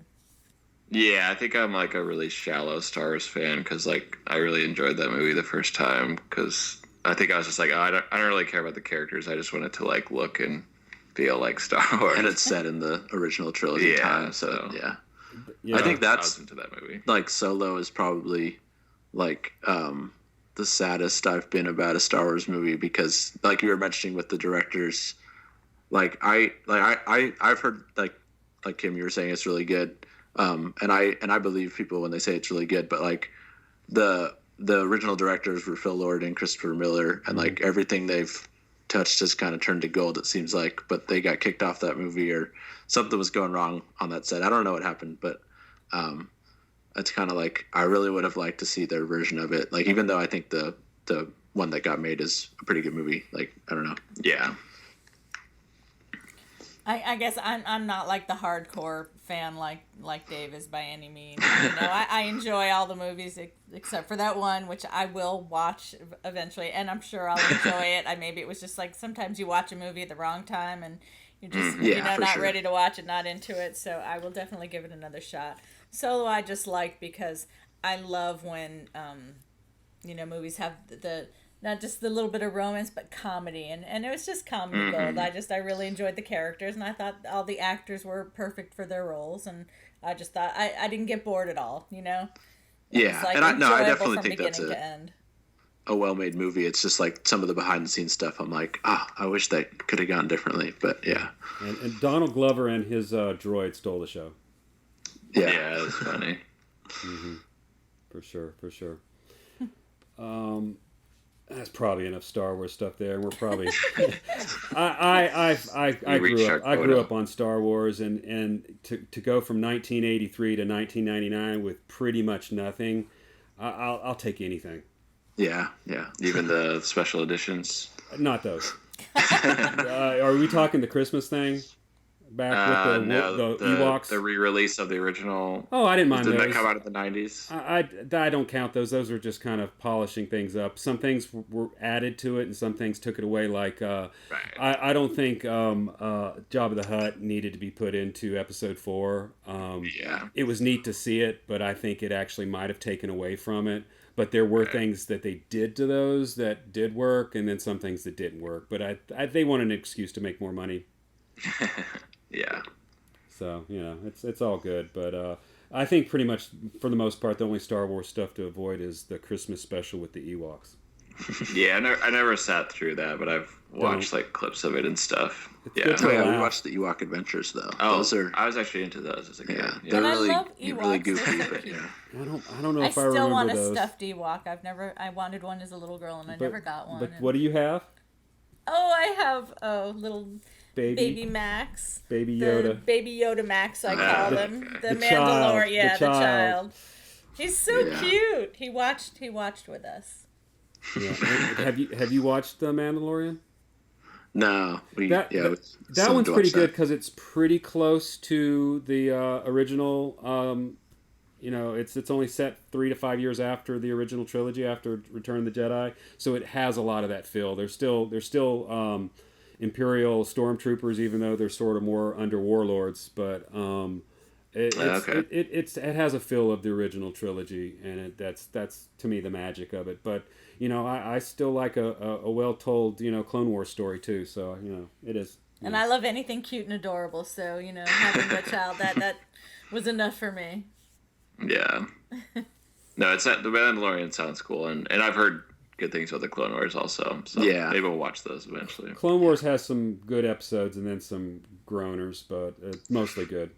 Yeah, I think we tried watching the first episode one time, but it was like, or maybe we did, but it was real slow. We watched the movie, and it was we watched the movie in theaters, actually. Believe it or not, that's the one thing I haven't watched because I've heard it's bad. I should have watched it when I had Disney, but I just didn't bring myself to it, but I should have. Yeah, I mean, it might just be stuff that happens in the show anyway. Yeah. And the cartoon they made, I think, they also made a 2D cartoon that's really stylish. It's fast-paced. They're only like 3 to 5 minute episodes, but those were pretty good. I think we have the DVDs for those. Those were decent. Okay, maybe I'll check out that one because that sounds a little more accessible if it's only 3 to 5 minutes. It's super fast paced and it has a totally different feel than Clone Wars, the CGI Clone Wars. So right, for sure. Speaking of cute, do you guys have any animals? Yeah, you guys were talking about dogs and cats earlier. Well, not at our new place, but our parents have a dog and a cat, so we like animals. Yeah, definitely. We have like a Rottweiler mix dog, so she's really big. And she's not very smart. She's very loud. Yeah, she's dogs are very loud. But she's like, whenever somebody comes over to her house, so she'd get like super excited and will like I don't know, not bark, but like yip or something. Yeah, yowl. And happy to have friends over. She just gets really excited and like knocks things over because she weighs like 100 pounds. Wow. That's like 3 times the size of our big dog. Wow. Yeah. And then my sister has like a small cat who just kind of does her own thing, but she's cool. I don't know. Cats are nice and chill, but they can be just as destructive as dogs. Yeah, she'll like pee on things to get back at us. So there's certain spots of the house that like she's peed in, and then we haven't been able to get the smell out. So nice. That's really annoying. Yeah. But I've just recently had to put a shower curtain on my bed just because one of them peed on the bed, and I'm like, oh no, that's not happening again. So yeah. Well, like if she pees on like the rug or something, and it's like washable, or like the bed, it's okay because you can just wash it. But if it's like on the carpet somewhere or like on the couch one time, it's like way harder to clean. And then it's like you can never get the smell out. So I didn't But- realize I was such a cat person until we got cats, and I'm just, oh my gosh, I'm so in love with cats. I just love them so much. I mean, I love our dogs too, but I am really a cat person. Yeah, well, we grew up with a cat like most of our childhood. We never had a dog, but then like when I was like 18 or something, our family got a dog, and they're fun too. But Yeah. they're different. Yeah, I feel like they're loving, just different. Yeah. yeah, we're people lucky. always Our want to cats- like pick sides with that stuff. It's like I'm a cat person, I'm a Marvel person, a DC person. It's like Yeah, you can like yeah. all of it. Like I do. I mean, I like all of it, but I just didn't know how much of a cat person I was. Right, so- yeah. And I mean, both, and our cats we're lucky. I mean, they're both very loving, cats, lap cats. One of them especially. Yeah. So they're very cuddly, warm, affectionate. And they're both really different. Like one of them's a little bit older, and the way he meows, he sounds like Squidward as a cat. He just makes these really weird groaning Oh, old yeah. man noises. And then the other one, my honey, he's our first cat. He just has the most beautiful melodic voice. He's just so beautiful. So I love hearing. Yes, I know. I'm totally just nuts over him, but Yeah. That's Yeah, it. our sister's cat will recently in the last year, she'll just like she'll just keep meowing at you until you like pet her. oh, It's just like it's really repetitive and loud Sometimes until you- affection can be a little too much. Yeah. Hey, a quick one other technical question. How do you record your audio on what microphone, and how do you record it? we use like a Zoom H6. Wow, That's H6. what we use to record stuff. But then we have a Rode NTG one that we hook into that with the XLR cable. But it's And- like a shotgun mic, so I don't think it's really the best for recording vocals. So we might get like more of a vocal, I don't know. It like works though. voiceover, mic eventually. But I don't know. I think with podcasts, it's a lot more specific, like what mic you want to use. But like with movies and voice acting in particular, it's like you're going to be editing all the audio anyways, and you're going to be very specific in what lines you use. So it's like you don't have to be quite as picky, I feel like. But I don't know. I don't know that much about audio though, so I could be wrong. I wouldn't be surprised if like a gaming headset would work really. It would probably work really good for a podcast. I mean, we don't, because we record it a certain way, and Kim doesn't want to wear headphones. But it seems like that would be pretty good audio for yeah, that. we used to use something like that back in the day, but it wasn't. It was sounded okay, but yeah, And it I would think always newer- creak though. It was like plastic, so it would like bump if you moved your head or like Yeah. your ears too much. Or Yeah. But I'm sure the newer ones would probably sound a lot better and work a lot better. Yeah, I got one of these MPOW or something like that headphone. And if you're wearing it all day, it kind of hurts your head. But Yeah, little that's while. the annoying thing about headphones. it actually seems like it has pretty good audio. Especially if you're considering making a podcast. So. but for doing lines though, we just use our Zoom. We put what do you call that little cushy thing that goes over the top? Pop filter. Yeah, that pop filter, and go in the car, record the lines in our Windscreen. car. And, No, really? Yeah. Just because it's quieter in there? Yeah. It's a pretty good audio recording studio, because we don't, and I've even heard like just putting a sheet or a blanket over you while you record your lines could be Yeah. helpful to make the sound good. That was a technique I actually saw the NPR reporters doing on. I follow a few of them. Oh, really? Yeah, I follow a That's few of them funny. on Twitter, and they had a picture of them doing that, like in a hotel room or something like that. And so that's a pretty good idea too. You don't have to go to your car. But, Yeah, I've heard of that. I think it's usually just like we're recording with 2 or 3 people, and it's like it would be kind of annoying to put the sheet on. But yeah, I'm sure it does sound better. I'd love to have some kind of recording booth, but that involves Yeah, like real definitely. investment. Wait, did you guys say you also use the H6 or some I other have kind an of Zoom? H2, so it's like an H2, old. It okay. doesn't have XLR out. It's just got a mini jack out. So, Okay. but it's all battery powered, so you're not going to get any sort of weird buzz because of a ground issue or anything weird hooking it into a computer. I had like it's like a Samsung USB microphone, but for some reason I kept hearing like background noise on it, especially for doing lines when they need to be super clean. A podcast probably wouldn't matter as much, but you're going back and listening to stuff with headphones on, and you're hearing a little faint buzz in the background. It's like, what's this coming from? So that prompted us to get the Zoom, and plus, we could record anywhere without having to drag a computer around. You just go and and it's do it in the car. Really been great. It works. It sounds good enough. So it's not broken. Don't fix it. Right. And like we got the Zoom, I think, more for live action stuff, but it does work as like an interface into your computer if you just you don't even need to have a computer if you just want to record the lines. So that is pretty nice. I've messed around with an H6, I think, doing audiovisual work, just recording meetings and things like that. It's pretty nice. Isn't like 6 input, 8 input, something like that?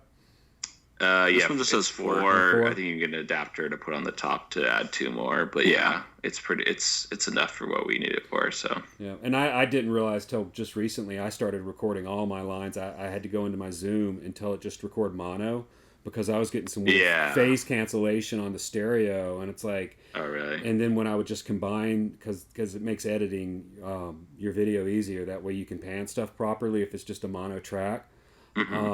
And when I was combining the tracks, I was getting phase cancellation. But by setting my Zoom to record just mono, it does a cleaner job recording.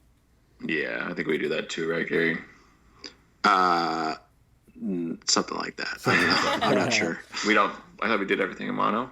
I convert everything to mono, or I just used one track. I don't usually try to convert it, but yeah.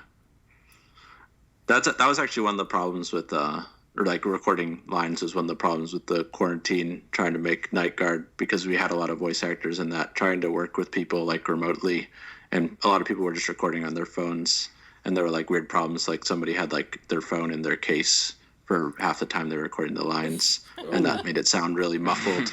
So there were a lot of, and it's hard because like we want to like work with the actors and we want to like direct them kind of, but it was that was a lot trickier because of that. Something we did recently, it was with Paul Hollingsworth. He went into his studio where he had a proper microphone, and he had us on the phone or on a Skype call the whole time, letting us direct him do the lines. That actually worked really good. Yeah, that was awesome. It was fun hearing him do that because he's like a super pro, and it was really neat to kind of be there with him, while he did that. Process. Yeah. So that's something we don't always get the option of. And, another, I guess, pro tip is... for everybody out there is don't record your lines in a bathroom. That sounds echoey. It's horrible. You try to keep that noise, echo slap down by, and that's why we go in the car. It just, there's enough soft surfaces in there. It just, and you don't hear the dogs barking. That's the main thing. You don't hear the air conditioning, the fans, the dogs. It works well. So yeah. Well, cool. Yeah. Is anything you guys want to bring up, or where can they find you on the internet? Or anything cool you're working on? Well, we're not really working on. We might try to enter Septemberfest. One story I actually wanted to tell, I meant to tell earlier with the podcast thing, was it was funny because I was listening to that show, Can't Get Enough of Keanu, and I was working on the Easter entry, and it was like this. The video I was making was like about the tree that's used for the cross and the crucifixion. And I was listening to this podcast while I was animating that, and they were telling the story of like when they went to Sunday school on the podcast of like they watched this video about like the cross that turned into the tree that turned into the cross, and then we were like crying and stuff. It was so sad. It was funny it was funny listening to that, and I was like, wait, what? This isn't like an original idea. Which I think when I came up with that idea, I was like, this has probably been done before. But, and then Rio Force also said he saw a video when he was somewhere. He saw a video called, like, Little Tree or something, which is basically the same story. But, yeah, I thought that was funny. It's neat when there's, like, synchronicity between when you're doing something and then something pops up into your Twitter feed or on a podcast like that. The other day, for some reason, I was thinking about Joshua Tree National Park. And then one of the people I follow on Twitter, he was there.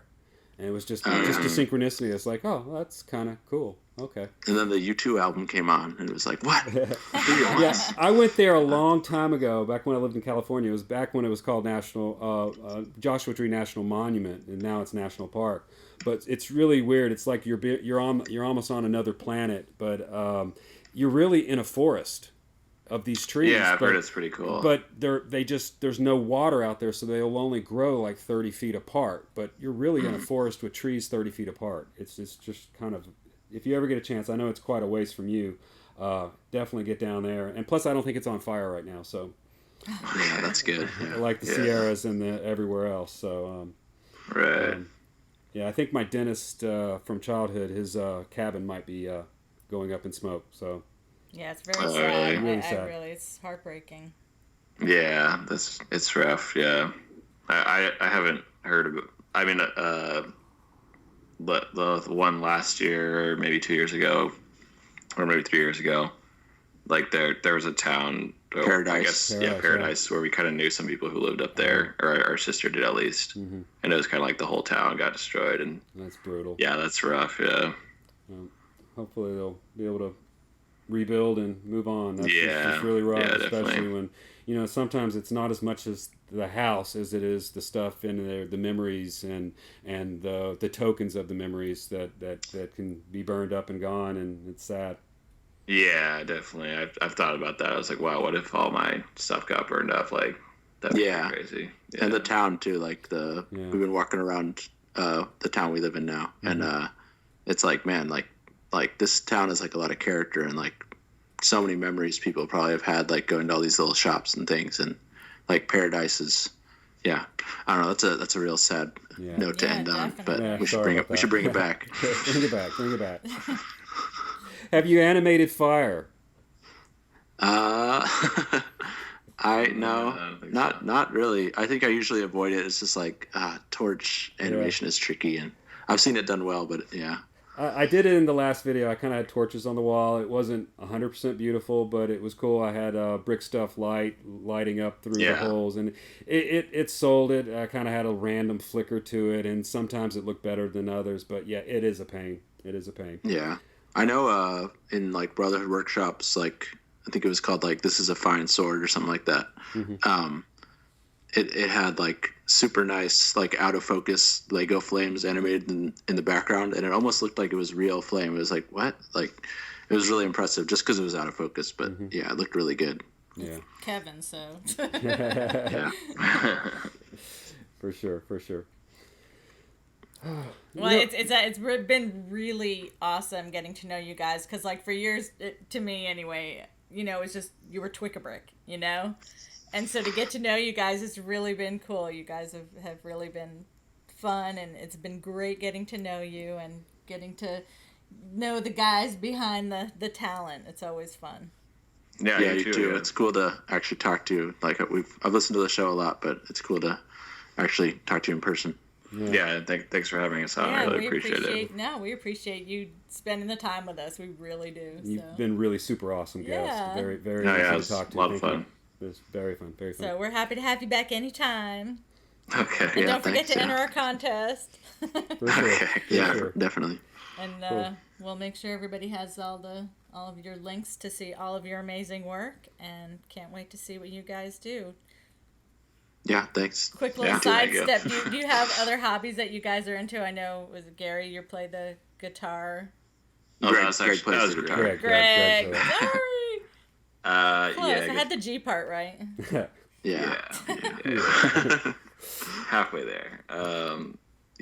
Mainly just guitar and I mean video games, but that's not really like constructive. So yeah, I'm Gary. Well, video game development, you've done a little bit of that. I messed around with like making some small video games because I do programming. That's where I work. So nice.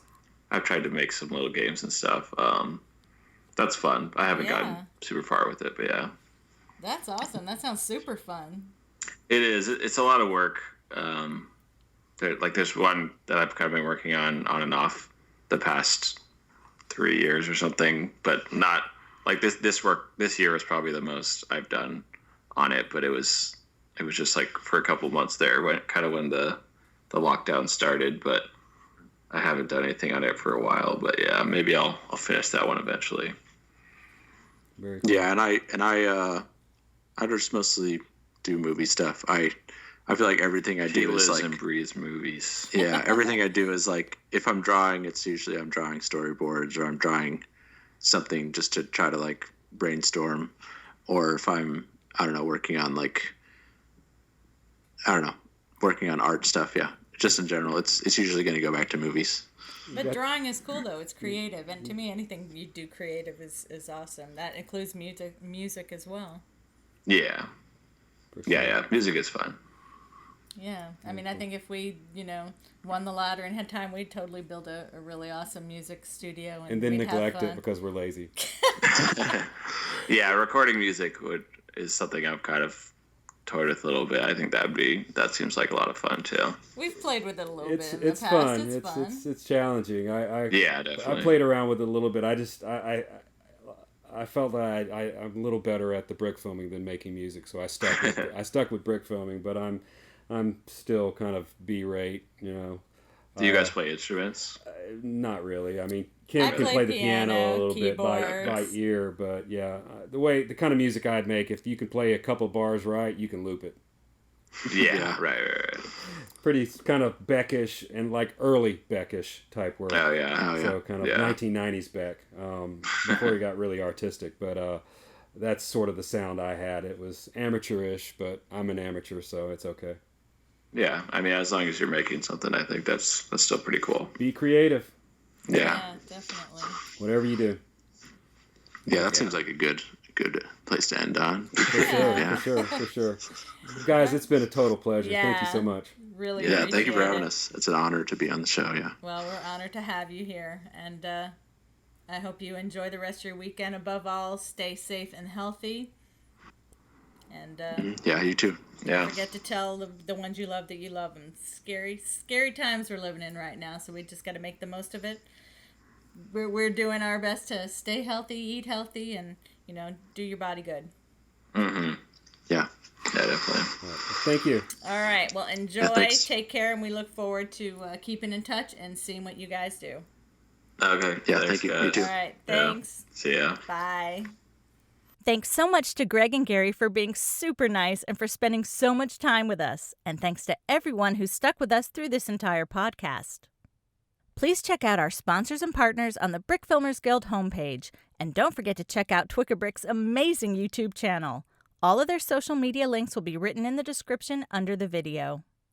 We want to give a huge thank you to our Patreon supporters, Spuggastew, Frame 5 Studios, Mind Game Studios, Dark Dragon Films, Forest Fire 101, Spencer Katz, Paganimation, William Osborne, and Sam Futhy. You guys really inspire us to keep creating more of these in-depth conversations with the world's great brick filmers.